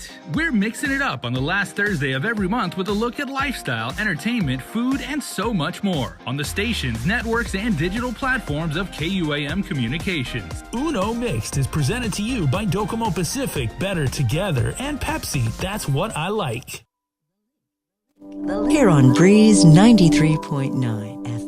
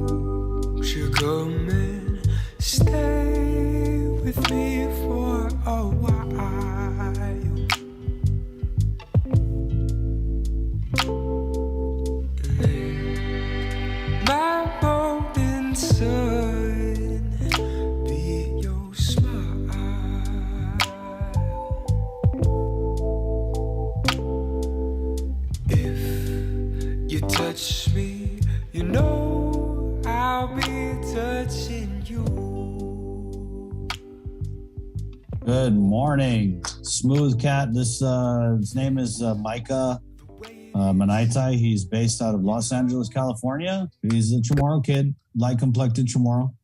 I don't know if he grew up a little bit on Guam or he was born here or something, but he's done most of his come-upping in the American mainland, where he makes some pretty awesome tunes. And that was, of course, a remake of Inner Voices off the classic Mariana's Homegrown album.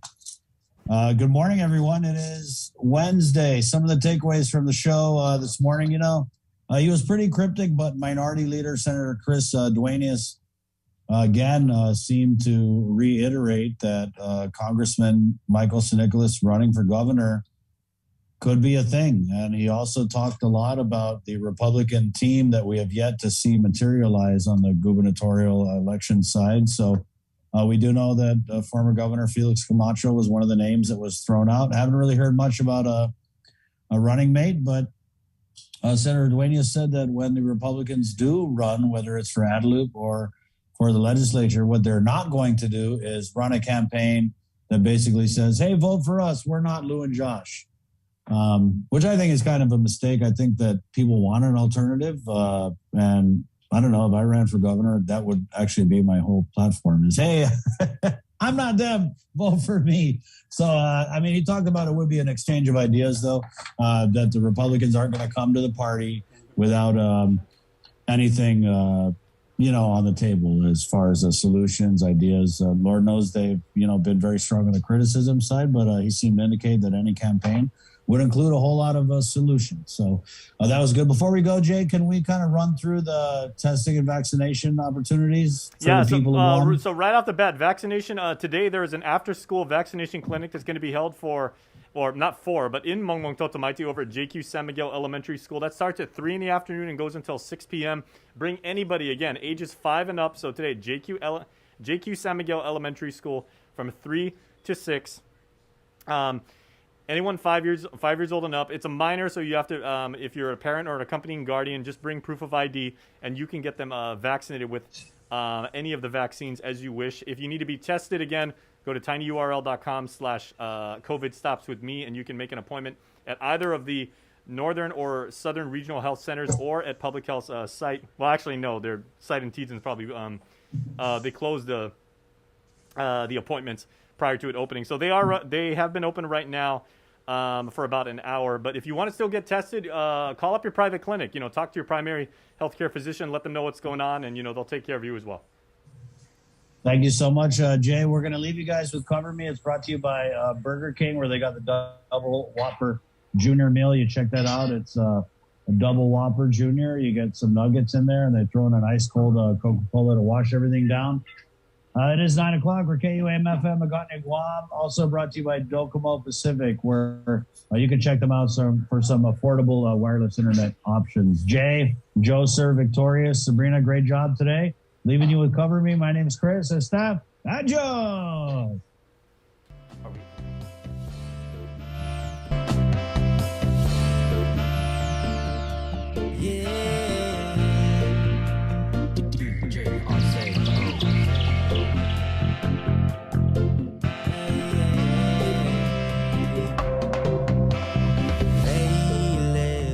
I've been thinking about you every day, yeah. Got me wondering what's on your mind. Like, tell me 'cause you're mine. At least that's what I thought. And baby, many years with you, yeah, I stay crazy. Every time you walk into the room, feels like it's just me and you. Guess I'm too blind to see that you were cheating, talking to the guy that I had beef with. Thought that you knew better than to do that to me. Said you'll never do a thing to hurt me. So because of you, I don't know if I'll ever trust someone again. Because of you, I don't think that I'll ever know what true love is. And I know it sounds messed up, but you really did me wrong when I cared. And because of you, I'll never pour my heart for any girl again, just so I'll be left with nothing, empty-hearted in the end. And I don't mean to be rude, but you really made a fool out of me. Because of you, you're the reason why we'll both end up alone. Should've thought about the choices you made up all on your own. Now all those years are gone, it's all been said and done, so just know it's because of you. It's because of you. Because of you. It's because of you. It's because of you. Save me from misery, didn't see this coming. dude, guess I wasn't enough. Oh, maybe this is fake and I'm just dreaming, but the feeling in my heart says otherwise. And the tears flow in my eyes, now I'm broken inside. 'Cause you were cheating, talking to the guy that I had beef with. Thought that you knew better than to do that to me. Said you never do a thing to hurt me. So because of you, I don't know if I'll ever trust someone again. Because of you, I don't think that I'll ever know what true love is. And I know it sounds messed up, but you really did me wrong when I cared. And because of you, I'll never pour my heart for any girl again, just so I'll be left with nothing, empty-hearted in the end. And I don't mean to be rude, but you really made a fool out of me. Because of you, you're the reason why we'll both end up alone. Should've thought about the choices you made up all on your own. Now all those years are gone, it's all been said and done, so just know it's because of you. It's because of you. Because of you. It's because of you. It's because of you.